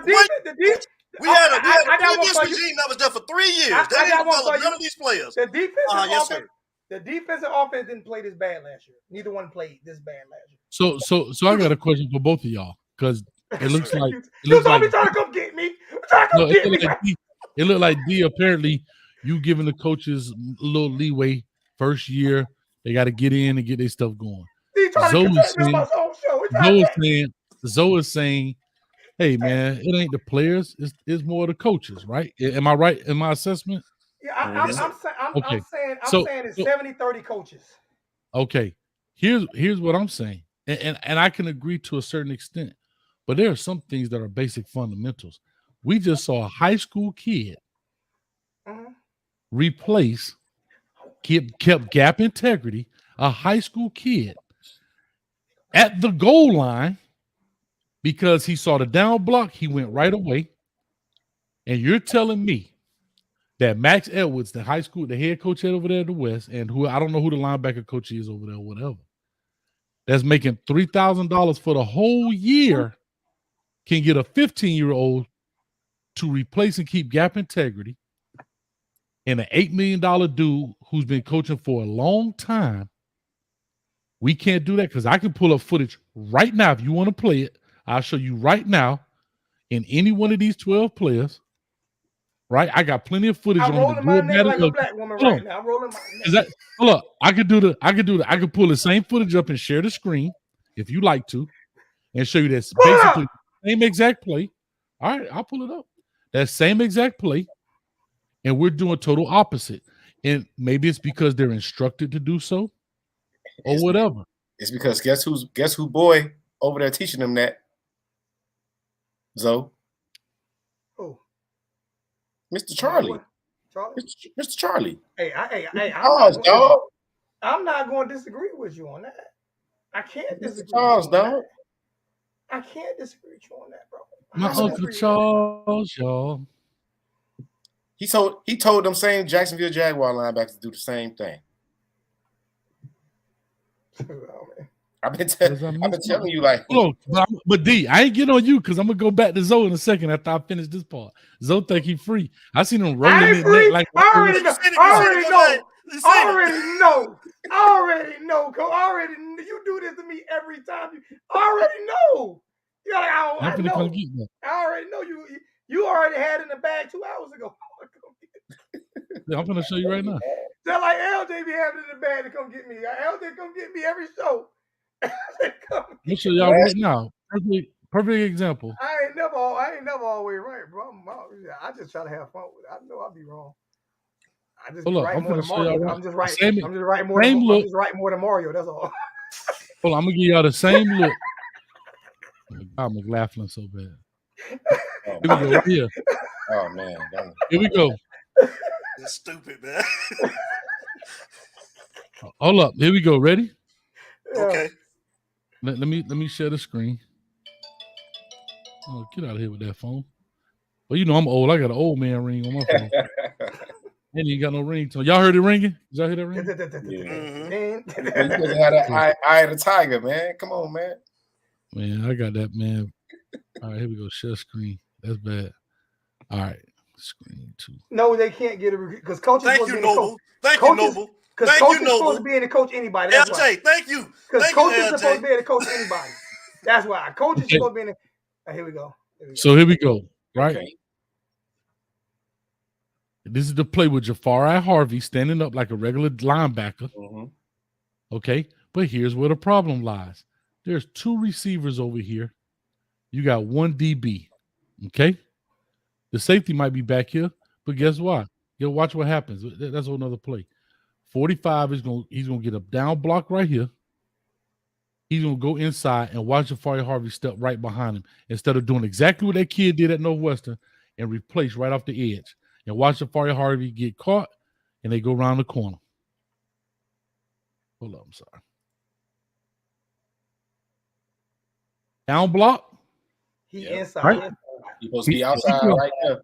If he comes right off his hip, he kills this blocker because all this is sewn up.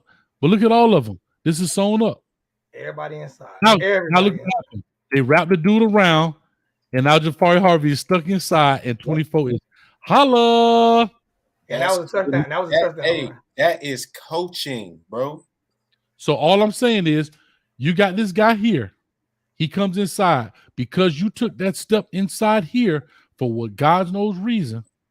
Because you're looking back here. Let's see what the running back does. See what he does? Because he steps this way, it's a counter. It's no different than what LSU was. Florida State was doing. He steps to his left to influence you to step this way to give 8 time to get around and block you because your eyes are bad. Right now, part of this, I don't know what they're teaching them, but I see it all the time. If one player does it and it hits and miss, oh, it's a player. If all of them are doing it, it's being coached. Mm-hmm. So here's the deal. He goes inside, right? Fine. Jafari Harvey. Think about this. How does 8? Let's go back for a second. How does 8? Watch this. I'm going to show you how bad this is. This is 8 right here. This is 8. How does he come from here all the way around to get on your outside shoulder right here? He's here. This is him. He's going to come all the way around and seal you inside, and you're here. There's no way in the world he should out leverage you. And coach, you don't think they saw that on film? Just looking at the angle. Hey, coach, just looking at the angle, LJ. Hey, coach, you don't think they saw that on film? You don't think Pittsburgh scouted that and saw that on film? I don't think Miami was looking at that on film. I'm saying, no, coach, you think Pittsburgh scouted that and seen that on film? That's what we do. Probably. I don't know. All I'm saying is they watch film, right? They do watch film. At Miami Northwestern, could they say Miami high school coaches can't coach? The kid at Miami Northwestern got a down block just like this, and he came and scraped right off his butt. And look, 8. Look at 8. He's right here even, and he's still going to wrap around and log you inside. Look, caught you inside. And that was a touchdown run. That was a touchdown run. They tackled him. No, that wasn't a touchdown. Okay, that run was inside. It was a little bit. He hit up in the inside somewhere. But again, Who's your force player? Who's your help? Even if he did come off here tight, there's no other guy coming from this. There's no. You can't ask Ivy to do it. Where's your other help? Yep. Yep. Let's look at the other linebacker. I don't want the copyright you. This No, you good. 31 right I'm here. good. Shit, they copyright me every. They copyright me before my shit even load up. Right. Same thing right here. I don't know who this is in the middle. Who's the middle linebacker? That's Caleb Johnson right there, number 40. Caleb Johnson. They got For educational use, YouTube. This for educational use, YouTube. Watch this. All of their eyes are back here. He's gonna take this step to the left. He's gonna take one step. Nobody's reading. Nobody's reading the guards. Nobody's looking at the wings. They eye discipline. I've always said this. Remember I told you about teaching? 2 butts are gonna always shit a ball. Always. You got down. They go a down block right here. 8 is gonna come around and wrap around. So there's your butt right here, and here's your butt right here, and there go the ball. Right? It's always 2 butts gonna always shit a ball. Always. And that's football. And Coach Hayes, we so caught looking in the, huh? And Coach Hayes, right? Like, and don't you agree? By sometimes on a lot of these plays, sometimes, right? Like I'm gonna just name one specific play. Like on the play with before Tyreek Stevenson got ejected out of the game for his targeting. On the play where the receiver caught the quick slant on him, right? Ran that slant on him, right? He was beat with his alignment. Yeah. Instead of being 6 and 2, he's sitting head up on him. You opening the slant right up. If you got to play man, if you playing man coverage that play and you playing off coverage or whatever, and you head up with him, you already beat. Like I thought we taught our corners to sit 6 and 2 or 5 and 2 or whatever. Like get in the alignment so that if he run a slant, he running right to you. Like you ain't worried. You got the other defender, but yeah. Here go another play. Goal line. Miami Northwestern did it at their goal line. But what do we do? Let me go forward a little bit. I'm just saying, bro. Here we go. Goal line stance. Cam Kitchens will come here. They're going to bring a pulling guard. You get a down block. Look at all our linebackers already going this way. They already going to all of them. Look at the ball. Everybody. Easy. But here's the funny thing. If Cam Kitchens, they sold out. He runs up the field. He runs past the block. Yep. He blocked himself. But look at our linebacker. How you explain to me, leverage standpoint, you're the middle linebacker. This guy's gonna block you. He's right in front of you. How does he get you sucked in so far? And he had a double team at first. He got you hemmed up like a pair of drawers, man. You done. This is all about alignment.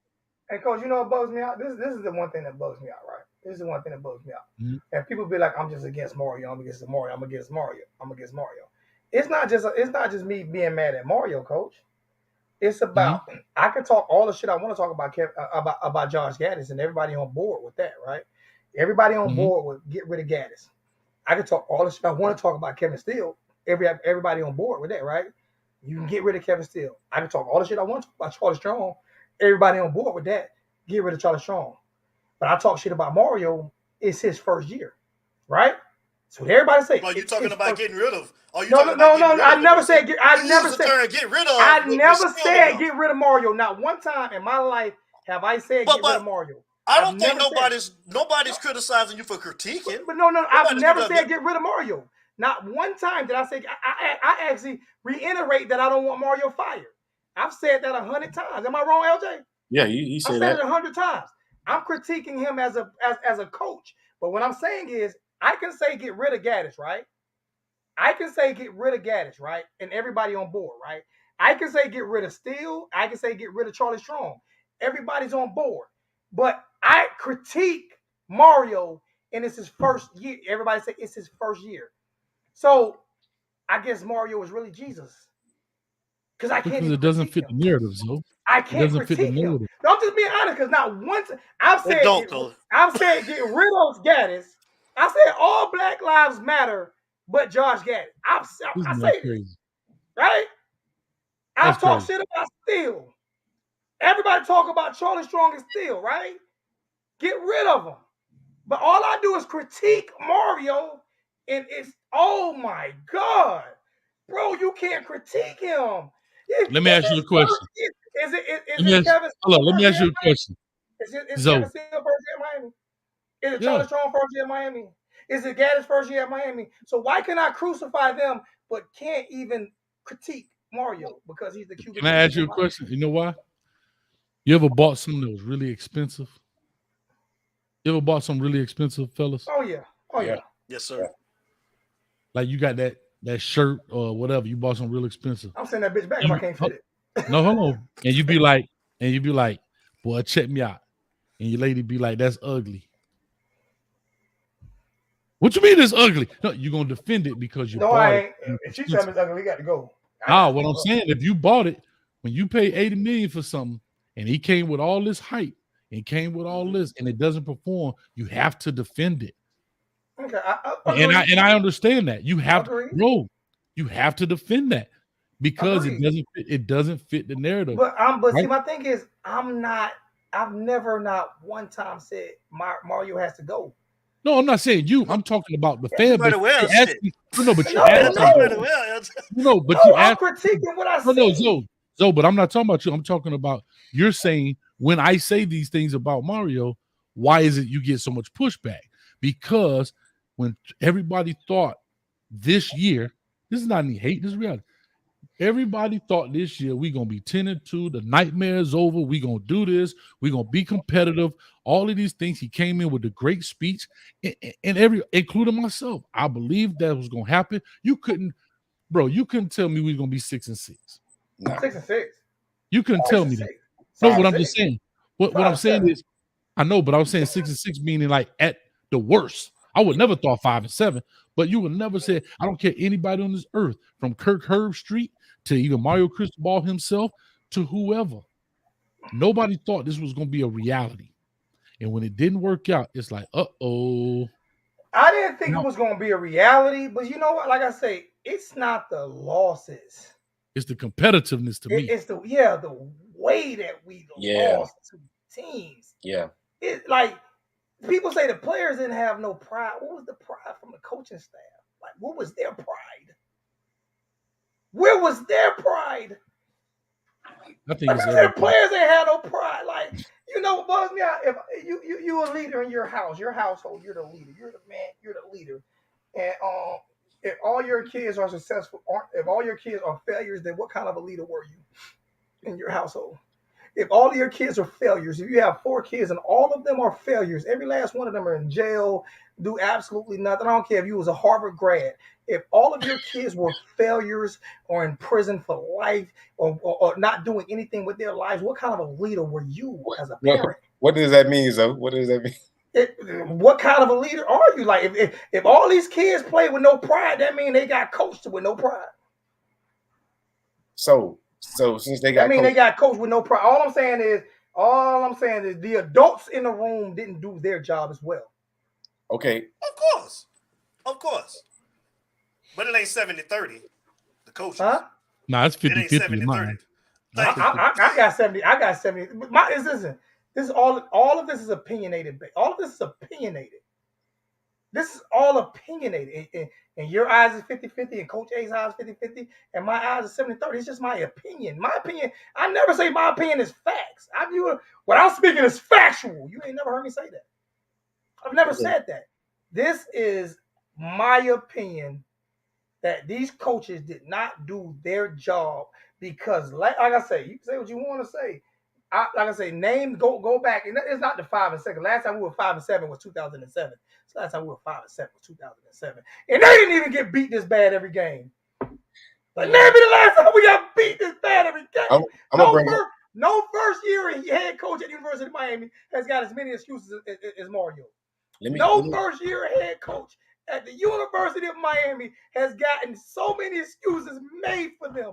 None. LJ, Not even Manny let me- Diaz. You talk. Not even LJ, none of them. Let me exit left, LJ. I got to get ready for the kids, man. Zoe done woke me out tonight, man. I got to get ready for the kids. We starting school back down here.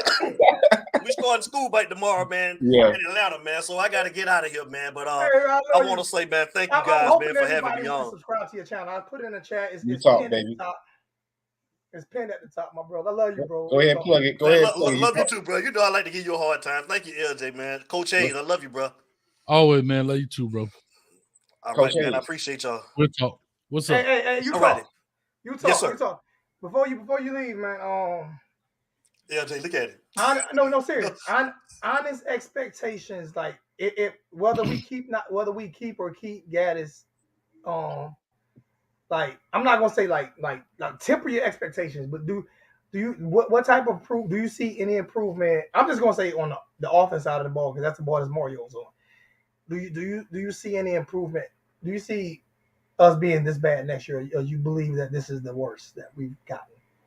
If we keep Gaddis, yeah, it's gonna be bad.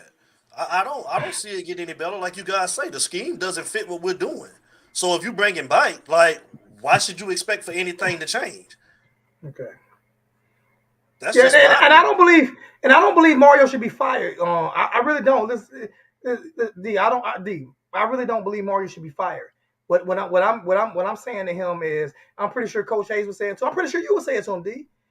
He need whatever system he gets, he needs to learn it himself. Like this is what I'm critiquing him on. Is that he needs to. The only thing I've only critiqued him on one thing. I've only critiqued him on one thing all year long. Him not, and I critiqued Coach Hayes critiqued him before the season started too, and I did too. Him understanding whatever side of the ball he's on, because like I say, if you don't, you have to strike lightning every time you hire a coordinator. But if he gets the system in there that he knows and that he understands, where he can actually say, okay, this is what we're gonna do, this is what we're gonna do, because he knows it's a system that he kind of developed and everything. That's what I feel like he needs to be grow and developing in order for him to be a successful football coach. Because if he doesn't do that, I don't think that he's going to be a successful coach. But if he does that, he can be a successful coach. That's the only thing that I'm critiquing Mario. All year long, that's the only thing that I've critiqued Mario on. All year was that right there. And that's my opinion about it. Like you said, we don't have to go for a big splash if it's somebody to come out the Gaddis.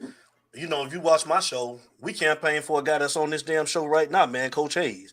Y'all know the hell I've been doing it forever. I want him to be down there right now. I swear to God. Yes, sir. I mean, it's like, give him a damn shot. And we're going to keep on saying it on my channel. So, you got somebody right here that know what the hell he doing. Bring him in. We said on my show. Bring LJ in for DB coach. Let me be Yes, sir. I know for real. DBs. I get you. I get them right. We paying Josh. A coach that has a pedigree of being a great coach in high school football. Yes, sir. And he don't like getting his flowers for some reason. He don't. I'm gonna give him some anyway. I don't give a damn. But right. If we could hire Gaddis, bring serious. Only thing that I fear, and I said on your show, Gaddis set us 200 years behind because as a black quarterback, he set us back 200 years. Yeah, So I don't know. He said it, Coach. I don't know if you're gonna get another black officer. He said it, Coach. He does us. But for real, I would love to see Coach Hayes down as office coordinator. I would love, because I went back and watched film of Coach Hayes' teams. Went back and watched them. I would. LJ, you telling me, LJ, they paying him? They paying Gaddis what? 2.3 million. 2.3 million. 2.3. But hey, let me just get that 3. Let me get that 0.3 though. Right, Coach Hayes. Right. Let me get that 0.3. They're paying 2.3. We can't get our guy in there. You telling me we can't get our guy down there to do what the hell you know what? Everybody, let's hit Twitter and Instagram before they hire OC. Let's hit Twitter # Coach Hayes is OC. Everybody hit hashtag that. Hashtag it. Coach Hayes is OC. I'll do it. I'm a defensive dude, but I'll do it. It ain't hard. All you gotta do is go where they not. All you gotta do is go where they not. You're a smart guy, Coach. Football ain't hard. I tell people this all the time. Football ain't hard. Just go where they not. Yes, sir. And you guys, man, stay tuned too, man. After the season, I'm bringing Mike Lowski, man, on Utah. So if y'all got any questions that y'all may want to ask, concerning the OC that we have right now, just feel free, man, to ask some questions, man. We're about to set a Tell date. them what and the I'll channel get with again. Let y'all. me know what the channel is. Let me know what the channel is. Oh, It's pinned at the top. It's pinned at the top of the chat, bro.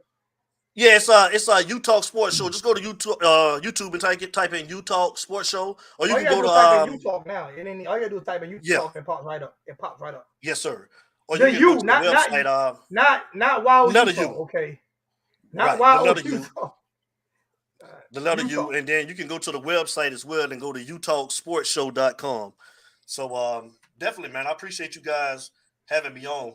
Thank you guys. I enjoyed it, We man. got Like our I peak say, tonight was 275. So hopefully everybody subscribe. If you, I'm pretty sure everybody subscribed to Coach Hayes, but if you're not, hopefully everybody went over and subscribe to Coach Hayes channel. Subscribe to U-Talk. Please subscribe to U-Talk. This is their first year in the game, and we want to see these guys. We want to see these guys grow. I want to see growth and development out of them. You know what I'm saying? I want to see D. You know what I'm saying? Some growth and development out of D. You know what I'm saying? Just like you're gonna get my years right, man. This ain't my first damn year neither, so I thought I'm gonna be how many years? I'm 3 years in. 3 years. My bad. 3 years, and I'm sorry. See, that's what my growth is. See what I'm saying? How you do me? I sound like you say do me. I just did you. I just did you like Mario. You did. Third year in, my bad. Third year in, 2 more years. They'll be the veterans of the game. You know, they'll be real veterans in the game. But yo, serious man, go over there, man. It's definitely is definitely entertaining. I had a ball when I was over there, man. So go over there, man, and check those. Listen, we really a family, man. This University of Miami Hurricane YouTube thing. We're really family, man. We really, everybody might not all get along. We not all going to agree. And that's the beautiful thing is none of us, especially like I said, I talked to D, talked to boy Larry over there, Coach Hayes, none of us are all going to agree. We're gonna go at it with each other. But at the end of the day, we going at it on opinions and facts at the same time, never personal. Speaking of going at somebody, NMD can't get at me. We got to talk, boy. Uh-oh. Hey, Coach, Coach, what I want to battle be that, Coach? What I want to battle be that, Coach? Hold up. Shots fired! I want to holler at y'all, man. I'll see y'all later, man. Love y'all, man. All right, bro. I'll holler so. All right. NMD, you got called out, NMD. Hold at me. You talking about all these players? Is the player this? Is the player that? Shots fired! I'm sick of you, NMD Kane. I'm sick of you. What he did, dog? He keep on blaming the players, and I'm like, bro, what football are you watching? You keep blaming the players for everything. Like, I'm sick of his videos. It's the players. Bro, you don't know what you're talking about. It goes right there. The Cuban Messiah. You're right, Zo. Them boys love Mario. That's what it is, bro. I can mention any other coach except Mario, bro. I can crucify every coach and player on this team as long as I don't say anything about Mario. As long as I don't critique Mario at all. I can say whatever I want to say about anybody else. I'm not that guy. I'm sorry. It's not me. I'm not that guy. I just feel like, and everybody call me a Mario hater. Oh, you hate Mario. That's not the case. But as being the head coach, it falls on you because guess what happens? If he wins, everybody praises him. He's the best head coach alive, right? Mm-hmm. That's just what it is. A CEO of a company, if it fails, it could have been the marketing department of why this company is not selling X, Y, and Z products. He's the CEO. It falls on him. The shareholders need somebody to talk to. You think the shareholders are going to the director of marketing? No, they're going to the CEO. We put you in here to get this thing right. So you need to hire the right marketing person if that's the reason why it's bad. Blah, blah, blah. And that's really what it is. It's not a thing. Like, for example, let's be honest. Everybody, Nick Saban, the greatest coach of all time, the greatest coach, he'll be the GOAT. Well, he don't call offense, but he put the right people in place. Therefore, he wins. You see what I'm saying? But he gets the credit. But guess what? What's happening to him right now? They losing. They lost them games, and they got good players. They got depth. They got all this stuff. But what now? He got to take the brunt of it. He has to. He's the man. I wish I might put the chat in for Florida State. Have you lost your rabbit ass mind today, Henry Lee? You ain't. You want to stay in Florida. I will not give you You have the unmitigated gall to ask me to put the stream in for a Florida State person. So You have the unmitigated gall. I will not. Congratulations on your season. That's all you're going to get from me. Clap, clap, clap, clap, clap, clap. Take that shit over to FSU country. You ain't getting my check. with that fake ass. Not happening. That Not fake ass- happening. With that fake ass. I'm dude. hating on y'all. Y'all whooped our ass. You talking about to sit there and let you come talk about it too? What's wrong with Oh, Coach A? Zo, hey, Zo, I like that. Unmitigated gall. I hear That's you, a dog. mitigated goal. Come back. So- FSU player, person to come in here and So- talk football. Only time I'm gonna talk football with y'all when I beat y'all. So let's talk about like what we was discussing yesterday about tackling, right? All right. Now that we got Coach Hayes on here, I want to ask Coach Hayes why he on here, right? About tackling. So Coach Hayes, how do you feel about teaching these kids how to tackle? Ain't that's correctable to teach to correct them on tackling properly? Yeah, so By certain drills and certain things you tell them, or techniques, how you tell them to tackle, right? Ain't that's correctable, right? yeah, the final good, bad, and ugly come out tomorrow. I stopped editing it right now because I'm on here, but it'll be done. It'll be out in the morning. So tackling in most places, even in college, even high school, pros, it's all about angles. It's about knowing where your help is coming from. It's so hard. I have to be honest. It is super hard to make one-on-one tackles in football today. These guys are too good. They're too agile. They're too swift. Yeah, you can. Don't get me wrong, but your odds increase tremendously when you gang tackle somebody, right? When you gang tackle somebody, meaning when a lot of people get to the ball, this dude, it's almost like 7-on-7. Or remember how you used to do drills in high school, and we doing walkthroughs, and that defense always going super fast because they want to get to the ball. It's the same concept, but you have to understand your angles. You have to understand. And everybody, and I know Warren Sapp ripped Coach Ishmael about this, but this is a fundamental of tackling. You have to have a person that's going to constrict it, a person that's that's going to feel the alleyway of it, and there's a person who caps it. In other words, so you're always trying to get at least those three to the ball: outside shoulder, inside shoulder, and head up. So I know I'm talking to he gone, but hopefully he's still listening. He must lost signal or something. Yeah. So what I'm saying is that's how tackling works. And if you look at it, I mean, like that one tackle where my man broke all those tackles for the touchdown, that's on the players, dog. That's straight on the players. That's want to get into the football, being in a hurry.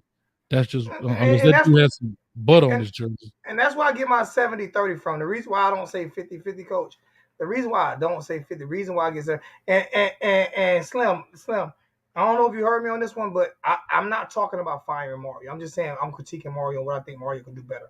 Nobody talking about firing Mario, my brother. Nobody. I do not want Mario fired. First off, if Mario was to get fired, me and Coach Hayes talking about here, that's the death of the U. If you get fired like this year, next year, the U is dead. I'm telling you, the U is dead. It's the death of the U. It's nowhere near about firing. Yeah. It's more of I don't think it's a firing issue. I think it's more of a systematic and learning curve. Yeah, but I think it's more of a systematic approach to maybe how do I say it?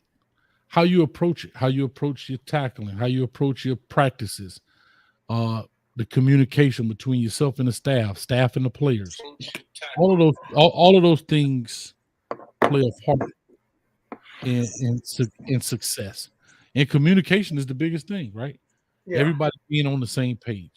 One thing about this game, I think is different than any other game out there. You got 11 players playing simultaneously, right? And you got two sides of the ball. Like basketball, those same guys play offense and defense.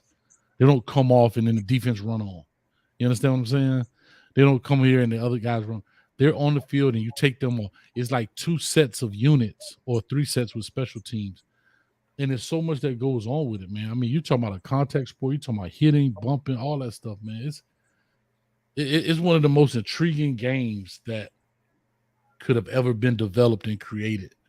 And the way it has evolved to the forward passes and the way these guys are getting creative now and, manipulation of defenses. And it's tough, bro.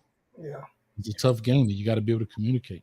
And that's my thing. So that's why I say you can't stay stuck in those old. You can't stay stuck in those old. It's a different era. I remember me and Charles was on the phone the other day talking.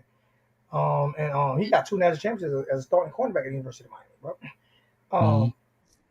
And man was talking, and we talked. He talking about the difference between the players today and now. You know saying, but we're just talking about the one part of the difference. The other part of the difference is those players were basically hidden back in those days. There was no social media. There was none of that. So they were hidden from the whole outside world. They were basically tucked away, and it's not like that anymore.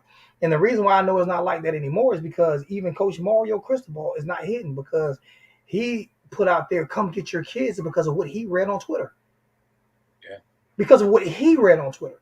Now, you can't tell the kids to stay off Twitter when you getting emotional, you can't stay off Twitter. Exactly.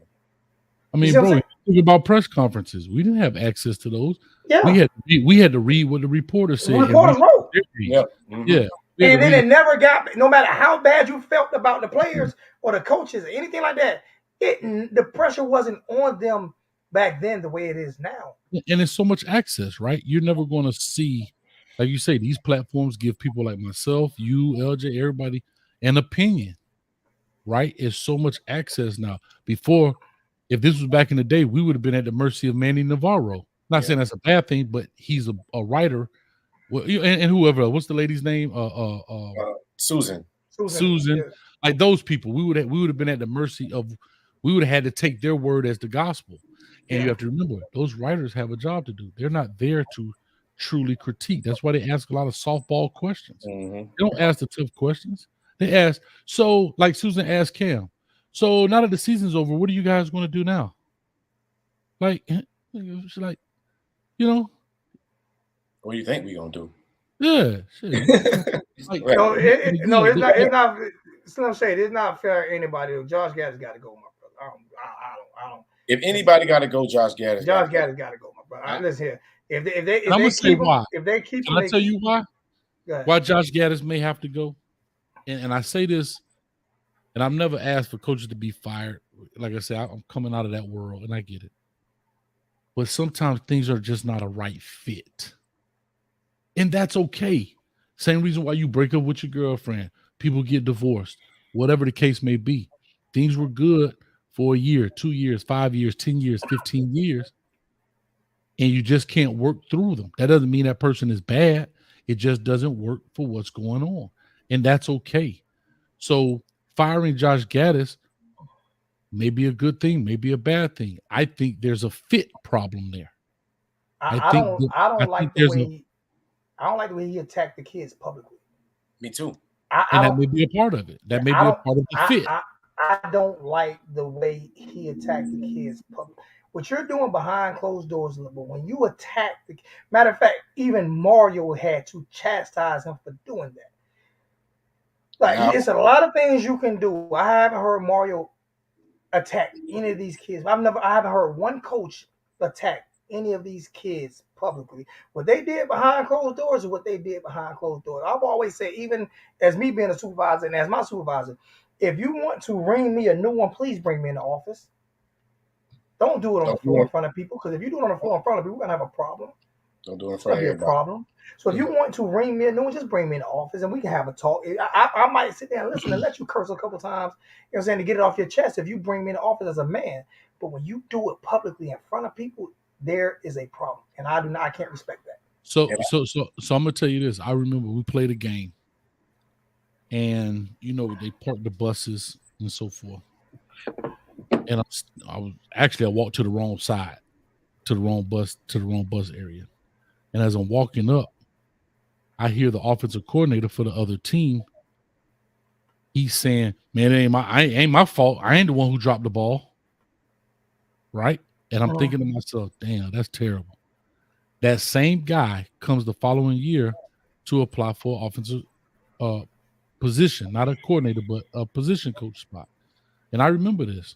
And I interview him. I just want to, I like to interview people too, because I get better at interviewing, right? You get to hear different answers and blah, blah, blah.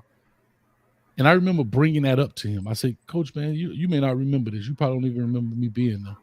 I said, but at the end of we played that game, blah, blah, blah. And you said people were around and you like, well, it ain't my fault they dropped the ball and you the offensive coordinator. I said, how do you explain that? How do you explain saying that publicly and out where people hear that?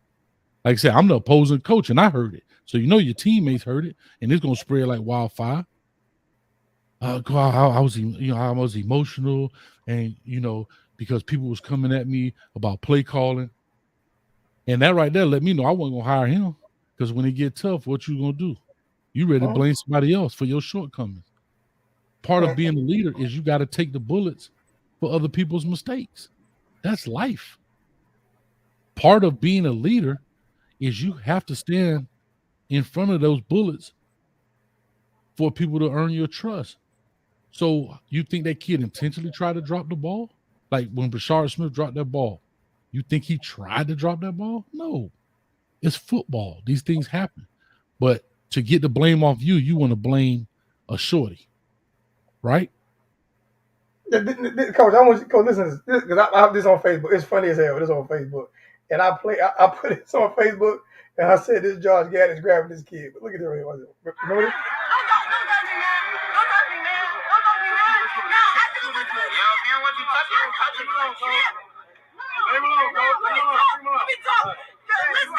Look at me. These are the worst teams ever. Don't ever come back to this team. No. Anybody, don't come back. There is going to be no you football team next year. No one come back. This has been the worst team, the worst experience I ever did. Players, this is not on you. This is not on you. Players, y'all did everything. Y'all gave your heart. Y'all did everything right. It was the coaches. The coaches. He's a born leader, dog. This was the coaches' fault. This is not one of y'all fault.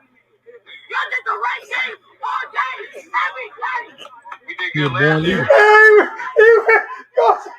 Yeah, that shit was funny as hell. That was some funny ass. It's not on you. It's the coach.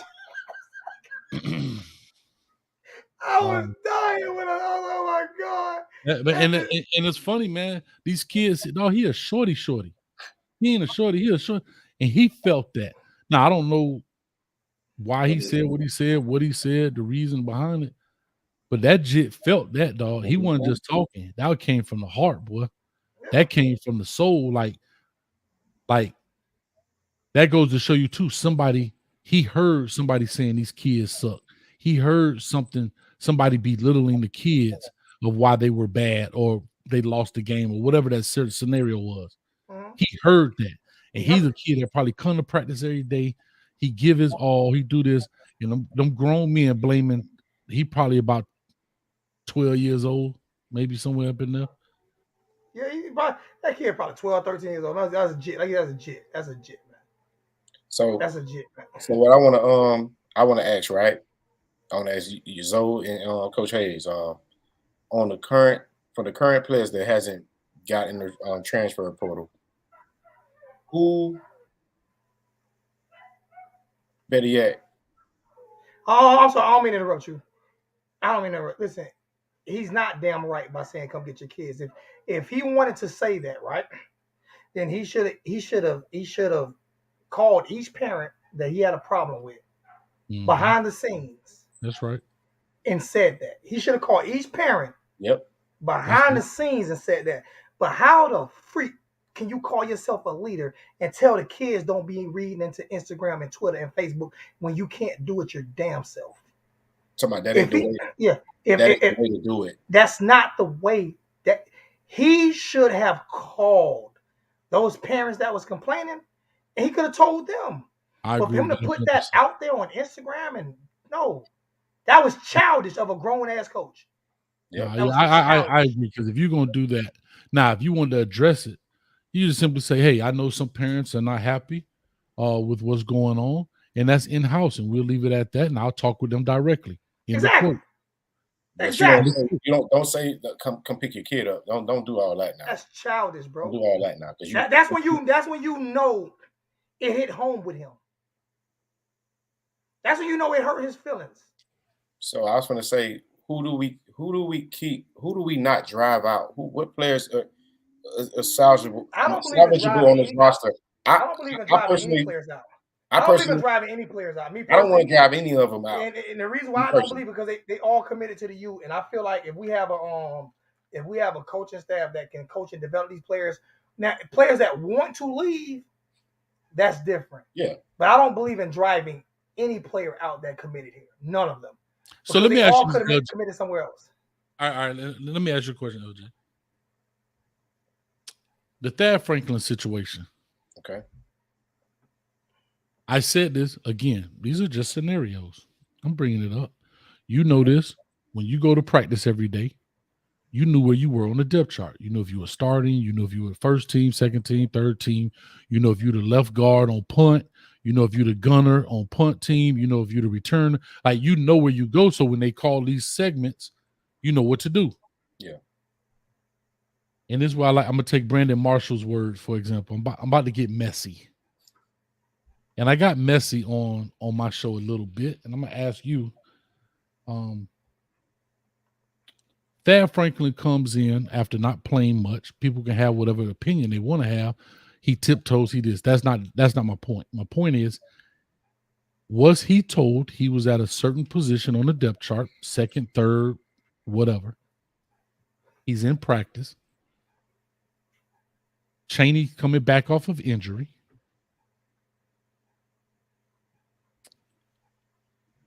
I'm assuming that, let's just say, Thad, you're number 2 today behind Henry Parrish. I don't know who was available.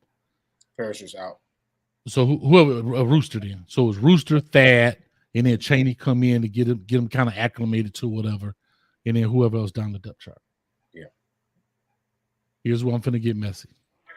Do you think that they were in practice and they call twos, or whatever they call, and Thad goes to run out there? Hey, hold up, Thad. Chaney, you get in. And that set Thad off. Meaning the disrespect. You told me I'm 2. I go out there. I'm already limited at reps. I'm not hurt, so it's not like you're trying to save me for the game. I've already been limited at reps. I've already not playing in games. And then you're going to take a dude that has not played all season and put him in front of me. Do you think that was strategically done to see a reaction out of an 18, maybe 19-year-old kid who's already feel like their back is against the wall, to get him to kind of push him out? I'm just posing a scenario, chat. I don't think it was strategically done. I just think that the coaching staff was really trying to push to get Chaney on the field for some reason. And what they like to do all the time is snub playing time from players. And I just feel like they did that. I think that scenario that you just brought up is exactly how it went down. And I just feel like Thad wasn't having it. And Thad feels like, listen, we are already losing. Now it's my time. Now that running back got hurt and I'm down a back, I'm really just the only healthy back you got. Because at that point, Rooster had a little knee injury too. And matter of fact, Rooster was just coming back from his fumbleitis little situation. So Thad should have actually been the number 1 guy. So Thad probably felt like he should have been the number 1 guy, and there should be no reason why they would put another guy in front of me or give another guy reps over me, because I'm Thad. Like we saw Avonte Williams go through the same thing. We saw Al Blaze go through the same thing. Like with the way they snub them and don't play them. Like I just feel like the coaches have been doing that. This is the way they operate. Like I don't think it was strategically done to get a reaction from him. I just think he got fed up. He got snubbed, and he like, I'm trying to get snubbed. Y'all snubbing me for a person that's injured who ain't played in 2 years. Exactly. Come on, bro. Y'all gotta know I'm better than him. I'm sitting here watching another person defend what Mario did. He's sending messages, nothing personal, just business. Parents are childish. Also, parents aren't getting paid. Parents aren't the leaders of that football program, bro. Parents are going to handle things different than a freaking $9 million head coach, bro. Period. That was unprofessional. Parents aren't professional coaches, bro. Parents are emotional, bro. Parents are invested. That's their child. Exactly. That's their child. Parents are wanting the best for their kids, like Mario got the best for himself. Because I can guarantee you, if another coach said that, matter of fact, prime example, when Mike Leach was at what's the name, and he so-called locked the other players' coach son in the locker or whatever in the closet, and Mike Leach. Mike Leach, remember what he did? And the father's son was the son's father was a big time ESPN analyst, and he got Mike Leach fired for saying hearsay.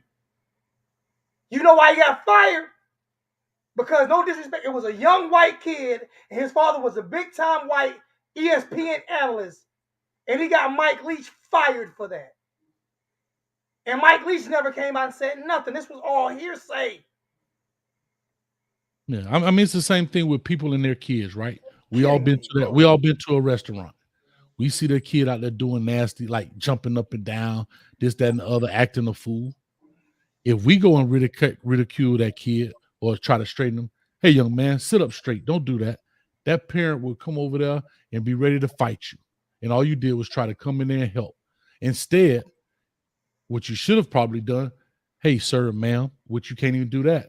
LJ, excuse me, sir, your son is over here, yada, yada, yada, yada. You don't tell me how to raise my kids, Baba. That's what parents are going to do. That they're going to always protect it. The mama bear going to always come up, whether that kid right now or indifferent. So that's why I say you handle things behind closed doors, because now let's flip it. Let's flip it. What if Thad Franklin comes out right now in his presser or on Instagram and tells the story? Now y'all going to say he pillow talking. Yep. As soon as he come out and be like, hey, I walked out of practice because coach lied to me. I'm just making this up, guys, so please stop. Don't screen record it. This is just paraphrasing. Franklin come on Instagram. He hold his phone up. Coach lied to me, told me I was second string. They lied. They've been lying to me. Imagine if Thad Franklin did what that kid did right there in that video that you just showed. Mm-hmm. Y'all to say, it's because he's so, you mean, no, dog, it go both ways. These are still young men. They're adults. They got feelings. And, dog, they got futures. Yep. People understand. You can't tell me Thad don't think he's not going to the NFL. Like most of these kids who are going to Power 5 program. Yep. This is one of their dreams. And right now, you are an obstacle for me to achieve one of my dreams. And I know I can do it. But wait a minute, coach. I'm already been, like you say, I've already been shysted on playing time. Y'all don't think this or that. Then you're going to take a dude that's hurt and put him in front of me. But again, I talked about this last night in my show about trust. If the kids don't have a trust with you and an understanding, they're going to turn on you. Yeah. And you got to have a conversation, back to communication. Instead of just in the midst of it, you know you're going to do it. Running back coach go over there and say, hey, Thad, listen, man, we know you're ready to rock and roll. We just want to see the coach. When we go to inside run period, we want to just see what he got on inside run, see if his ankle hold up or whatever his injury is, blah, blah, blah. That's all he had to do. That's all he had to do. Just inside run, all right, the ones finna twos. Hey, no, Thad, come on out. Come out. Chaney, go in.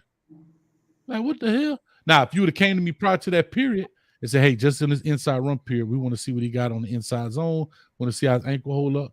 He may have been pissed, but he don't feel slighted. Exactly. You embarrassed him. You embarrassed him in front of everybody. Because think about it. You halfway out there running out there. No. Chaney, you go in. And you know how teammates are. Well, you suck. Hurt dude in front of you. Ooh, damn. You gonna play that boy? Did you like that, bro? You know that's how all teammates gonna bust you for nothing. Damn, they ain't got no respect for you, bro. God dang, but the dude ain't even played. Yeah. And again, this is all speculation of how it went down. But in those situations. But with Bugs, was the Bug situation, right? That's why I say about fans. With the Bug, that situation is a kid get his feelings hurt, and he gonna hit the transfer. That's all he can do is hit transfer portal. A kid get his feelings hurt. He got to be the adult. Adult get his feelings hurt. It's okay to be a kid. Exactly. Mario get his feelings hurt. He can go back and say whatever the hell he want to say. A kid get his feelings hurt. Oh, why is he acting childish? Because he's a child. Yeah. Because he's a child. Mario's a grown damn man. Mario 46 years old. I'm gonna go to another scenario. I feel like that parent was dead ass right. How she came out and said that when Gaddis came and yelled at the players and said that y'all the worst players I've ever coached, that was Keyshawn Smith mama. Mm-hmm. You know what I'm saying? And that whole situation went to hell because of how Keyshawn Smith felt. Like, we out here playing for y'all, and y'all out here patronizing us like that. And first of all, Gaddis, I had to say it. I think she should have not done that. She should have done it. She should have stayed out of it. She should have called his ass on the phone and had that conversation. She should have had now. Now here's the difference. Now here's the difference. Oh, the parents call anytime they want. They'll pick up the phone. Now here's the difference. If she went to have that conversation and Gaddis didn't want to have it or whatever, then you take it to the next level. Then you take it to the next level. But for you, that's probably what happened. He seems like that type. He's that smart. I think, hey, Coach Hayes, I think he really like. But she should have said that. Yeah, and I know Monday morning quarterback. She should have said, I tried to have a conversation about what he said to the players and my son, and he refused to do so. Therefore, I'm forced to go publicly with it. Then that's different. Yeah. But now it just seemed like the son pillow talking to the mama. And here go another scenario. What if he said, because I've had kids come to me. I mean, I've had a parent come to me laughing because I say, man, you got to knock a dude dick in the dirt. And so the kids go home. Mama, go, hey, see, I got to knock that kid dick in the dirt. She started laughing. But what if she took that the wrong way, right? Yeah. And the same thing. He could have got on the phone because some people got very good relationships with their moms. Yeah. We was in the meeting today. You know, we ain't play well. And Coach Gaddis say, man, we the worst team they ever coached. And he right. Like, what if he agreed? But she felt a certain way about it because that's her baby. You know, it's so many. Like I say, it's hard to answer a lot of these questions because even our answers are not 100%. I got one. The thing about it, though, as a coach and as a professional coach and a college coach or whatever, as a professional, you still have to rise above that type of hate. You have to rise above that. Like you because you know with wins come praise. They say with wins come praise, with losses come critique. Right? That's right. So at the end of the day, you know what you are getting yourself into when you take this job. You know what you're getting yourself into. I'm sorry. Wisconsin just hired Luke Fickell. Okay. Yeah. That's interesting. Wisconsin had the same coaching staff for how long now? I don't know, but they hired Luke Fickell. Damn. But you know what you're getting into and let's not get this mistaken. College coaches are professional coaches now. Let's not make it seem like they're not. They're getting paid like professional coaches. They get treated like professional coaches. They are basically they might be more. It's more people that watch college football than watch professional football. You know, so put 100,000 seat stadiums. They ain't got no 100,000 seat NFL stadium. Exactly. So these are professional coaches. So you have to handle yourself accordingly. You have to handle yourself accordingly. You get that lady who complained. And I have to be honest, when you say that lady things who like complained probably make $20,000, $30,000 a year. Yeah, but when you say, but when you say things like that, it make you feel like your kid a product. Feel like your kid's a product on the shelf. Oh, you don't like it? Then come pick up your kid. Yeah. Like, if you don't want to be here, that's fine. But like you said, some things publicly, man.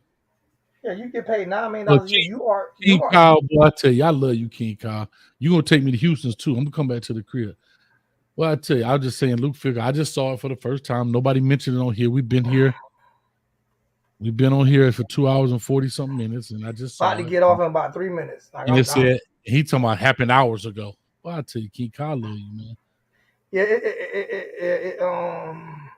you know, it's easy to be Monday morning quarterback. He was just letting us know because I didn't hear about it. Nobody mentioned it, so I just brought it up. I just saw it on the timeline. I would. Did you mention that hours ago? Did you, King Kyle? Did you mention that hours ago? Correct. Because that would have been nice if you'd have mentioned it hours ago. And then King Coach Kyle. wouldn't have had. Then Coach wouldn't even had to mention it. Coach could have looked in the comment section. Oh, King Kyle said Luke Fickell just got hired. I like King Kyle. Oh man, okay, he good. Everybody good. Man, listen, man, I love doing this because it's just we are all Monday morning quarterbacks when it comes to this shit, right? Like we all 100%. everything we're giving is opinionated. The only person who really giving, to be honest with you, the most factual people on this channel right now that really can give facts when it comes to like how games and stuff are being called is Coach Hayes and LJ. Like I didn't play college ball. I stopped in high school. I didn't play college ball. I didn't play arena league football. I coached high school ball, but not nowhere near on the level as Coach Hayes. So I can give my little experience, but I go about what I see. And also, let's not get it twisted. Coach Hayes has him. Coach Hayes has him down as well.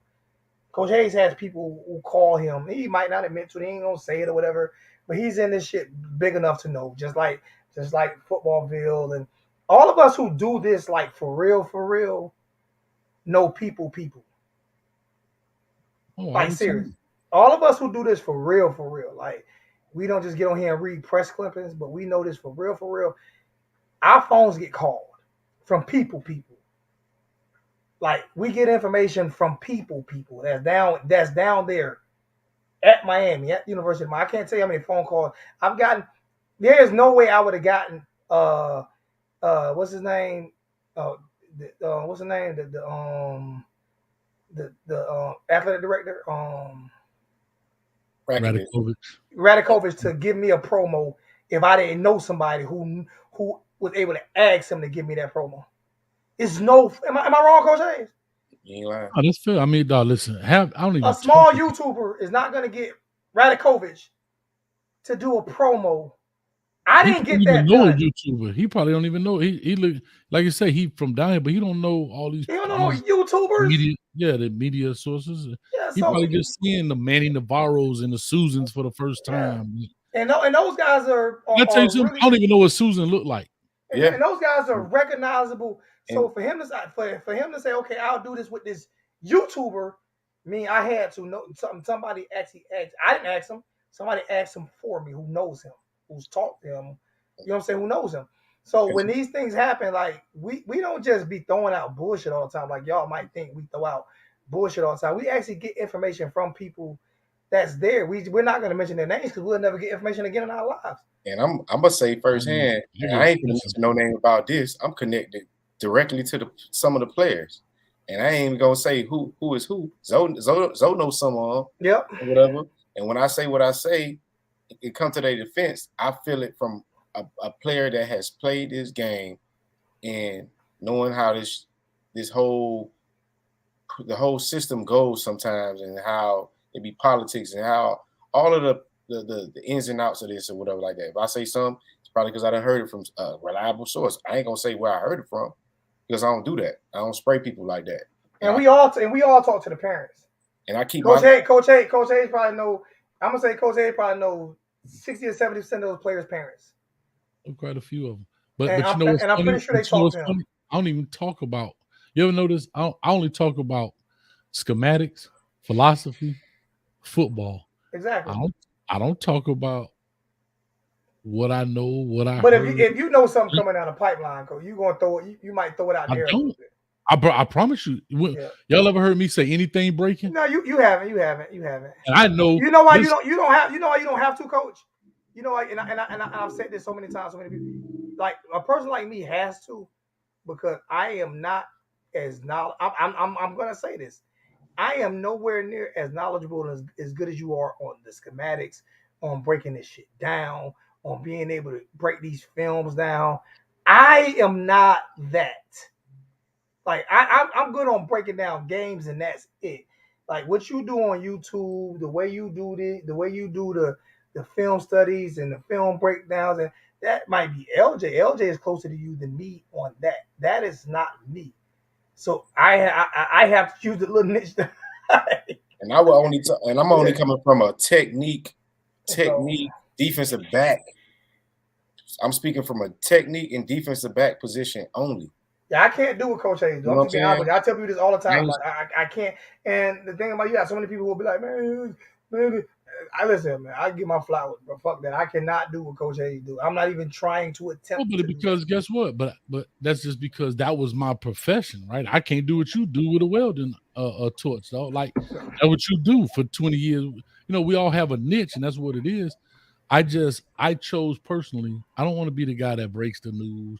Oh, I heard this. But you could if you wanted to, though. Man, bro, listen, it's so much stuff that y'all don't even know. The stuff I be talking about, even with Mario Cristobal, y'all don't even know half of the stories, bro. And you, I don't even tell you. I don't even tell y'all off the script. I know you don't, and you coach with him.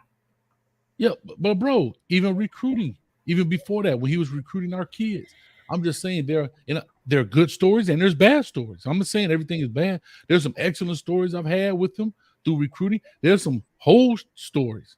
Like there's some stuff where I worked with him was excellent, some stuff, but that's not everything I talk about. Mario Cristobal has to do with him at the University of Miami and what's happening with football today. Even if you notice when I bring up things about him, I never say he needs to be fired. I never said he can't. And that's what bugs me out. I don't say that neither, coach, but they kill me. They kill you. They call you a Mario hater. They call me a Mario hater. Yeah. But I tell people, listen, I'm just telling you, I don't care if Ed Ogeron came here, I would have the same concerns because he was not a specialist on one side or the other.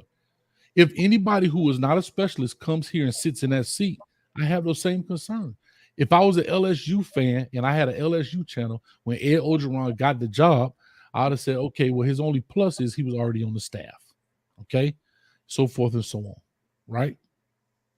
Now, I'll tell y'all stories about other coaches that I kind of hear things. I leave certain names out, but I don't bring up things that I know directly because that's not what it's all about. The only thing that I bring up directly is if I'm never gonna bring up anything that happened in the locker room.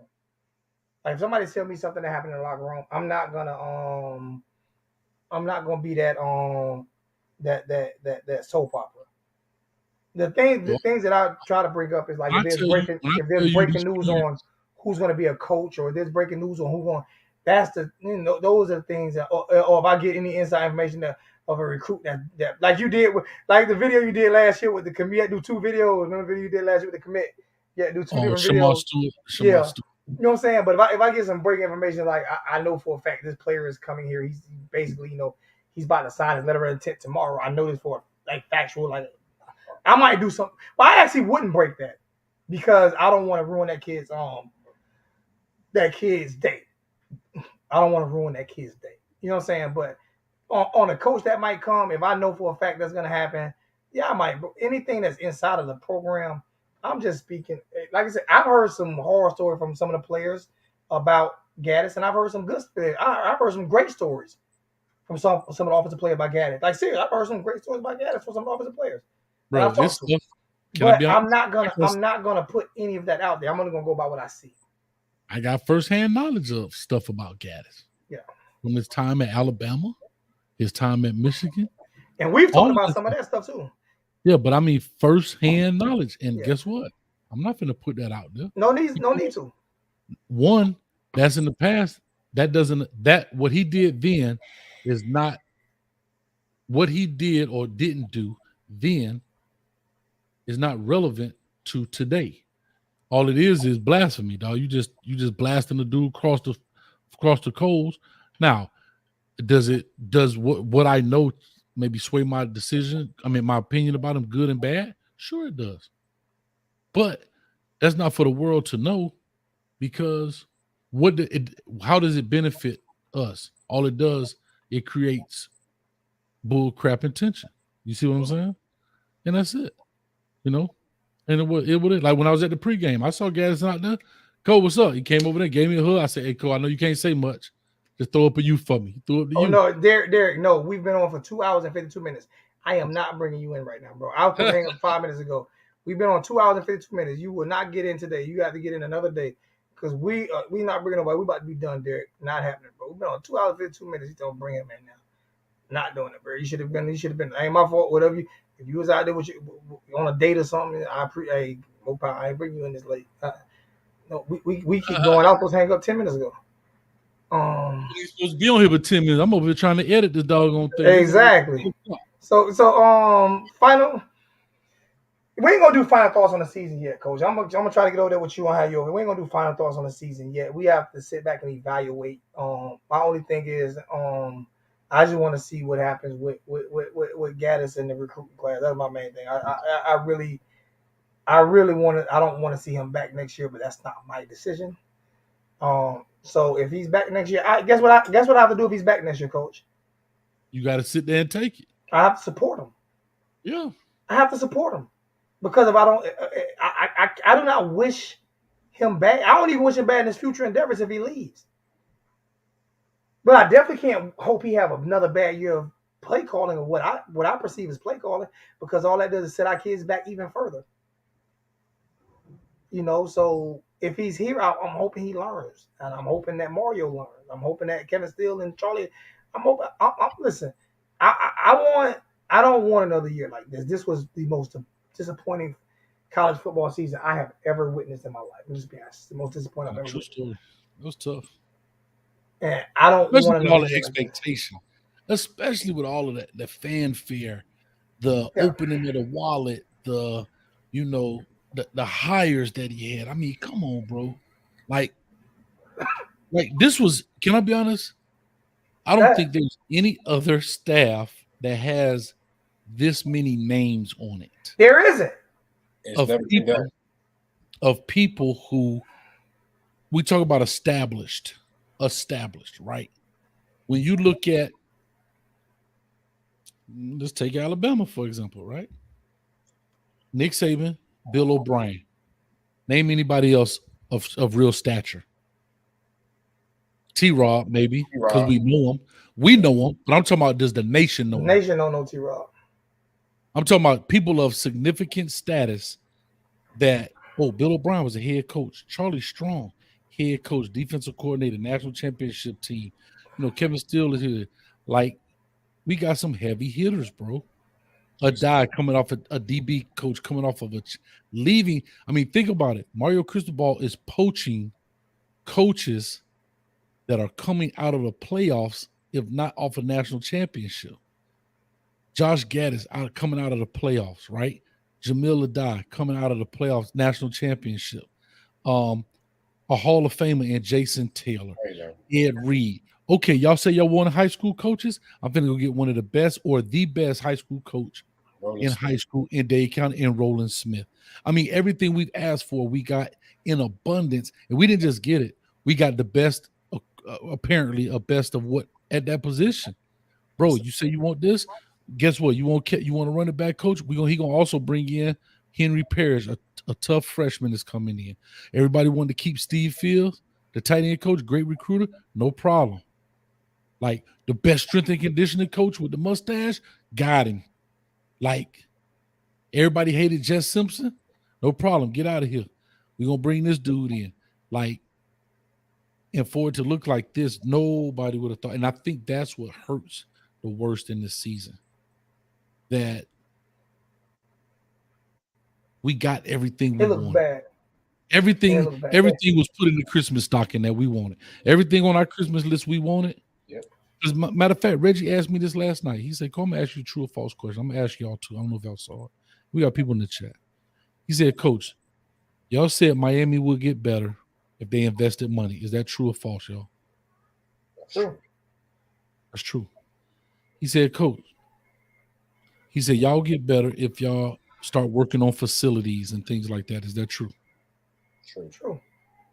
Coach, y'all say y'all will be a better team if y'all got veteran coaches. True. Is that true? True. So everything that we say we needed to be successful, to the University of Miami's credit, they gave it to us, dog. They literally gave that to us in abundance. We got a coordinator making $2 million at a private school. 2.3, coach. Yeah, don't get away that 300. Don't get away that. You know what? You know why I'm not getting away that 300,000? Why I'm not getting away that 300,000? Because would you take 100,000 University of Miami? No, I get it. No, I get it. I'm just saying, you would take 100,000 from University of Miami right now to do these videos, and it would change your life. LJ would take $100,000 from University of Miami to change his life, and I'll take the other $100,000 to change my damn life. All three of us, that would change our lives. Yeah. So what's funny is that they gave us everything, and people say, "Oh, well, Coach Hayes wanted Lane Kiffin." Yeah, you know why? Because I did not think the university was going to give. I didn't think they were going to do that, and I thought personally that Lane Kiffin does more with less. I thought that Lane Kiffin can do more. He doesn't need a brand new weight room and a 25,000 square foot weight room and the latest dormitories and all that stuff to help recruiting. He get guys come in, bro. He goes to Ole Miss and give them their first 10-win season. But since they opened up the wallet and that was true, I'm all for Mario Cristobal. I really am. That's the God's honest truth. I just thought that Cristobal was a coach that he did need all of these surrounding things to help him achieve what he needed. I thought Lane was a guy who did more with less. I thought he was a guy that, everywhere he went, bro, you go to FAU, they got a Richter stadium, and FAU ain't got the nicest of facilities, and bro, you go in there and go and whatever it was, 8-win, 10-win, 11-win, whatever, and so I just don't understand. I can't put my finger on, like the caller say last night. I forgot Coach Spoon, I think he said his name was. He said watching the Hurricanes is like watching First 48. I said, what you mean? He said, everybody, we just trying to find out who's responsible for this travesty. Yeah, and that's the problem. And you can't put a finger on it, dog. You can't. There's no I don't one know who's person. responsible for what. There is no one person responsible. Yeah, it is everybody. And you know what bugs me out, Coach? Yeah. It's not even, like I keep saying, it's not the 5 and 7, Coach. It's not the number of wins, man. It's the way we lost those 5 games, Coach. Yeah, 7 games. Because even with many, they were competitive. Yes. Bro, we lost, 3 games? I think we were 10 points away from being 10-2 or something like that. Yeah. I brought it up last night. Coach, we got blew out by the white HBCU. Yeah. Like, bro, what happened? We lost to Florida State by 3 points. Mm-hmm. We lost to some teams by, in Tallahassee. Yeah, in Tallahassee, like less point. And now, matter of fact, we beat Pitt, and they had a number 1 draft pick at quarterback. Bro, we beat Pitt 5 straight years. Manny never lost to Pitt. Yeah, but what I'm saying is, we beat Pitt when they had a legitimate quarterback. Kenny Pickett. We lost. We got blew out by Duke. We got blew out by Duke with a first-year head coach. First year ever coach being a head coach. Time. Yeah. First time head coach. Yeah. And it's not like, okay, if we lose these games, less than a touchdown, hell, I'll even take 14 points. But, bro, these things are debacles, bro. Yeah, and that's my point. Like, it's not like you can't just, that's why you can't just sit here and keep saying players when we got blue. There's something going on inside that program to where those players, last night, those players just quit. Yeah.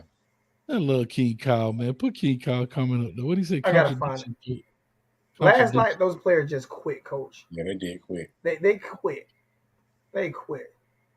No, go. It's further. Maybe it's not. King Kyle, I want to meet you one day. I wish you put your picture up there. I don't see any more about King. It's like the 5th one from the bottom. Don't be mad. 5th one from the bottom. Go all the way down to the end of the. No, that's not that one. What up, Millie? I don't see any more. Oh, my bad. I got scrolling. I gotta keep scrolling. My bad. I'm usually on top of the That's how far behind I am. Trying to find it. I want to see what King Kyle look like in case he walk up on me in the store somewhere. Construction coach. Contradiction. Contradiction coach. Lane don't need it, but every other coach does. No, I'm not saying that. I just seen him do more with less, bro. He's done more with less. I'm not saying that he doesn't want to have those things. I just did not believe that the Hurricanes were going to do it. I did not believe that the Hurricanes were going to spend $100 million. Bro, why would they? This is just me thinking logically. Why would they go and spend all this money when doggone Mark Richt had to give $1 million of his own dollars to get an indoor facility?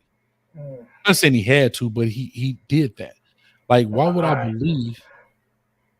I think your boy's stuck. Well, that boy reading real hard. Larry.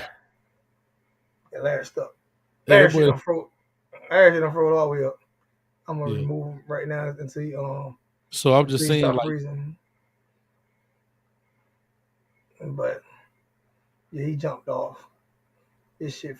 Hey, Coach, I'm about to get up out of here, Coach. yeah, I'm with you, bro.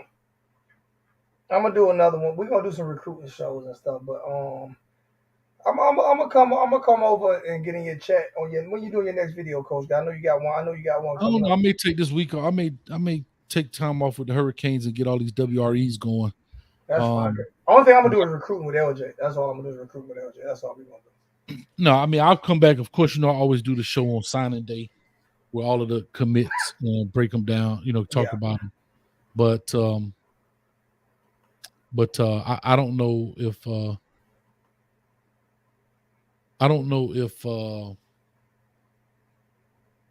like I say, from now until signing day, I may not do a show. I got a couple of things I'm working on, so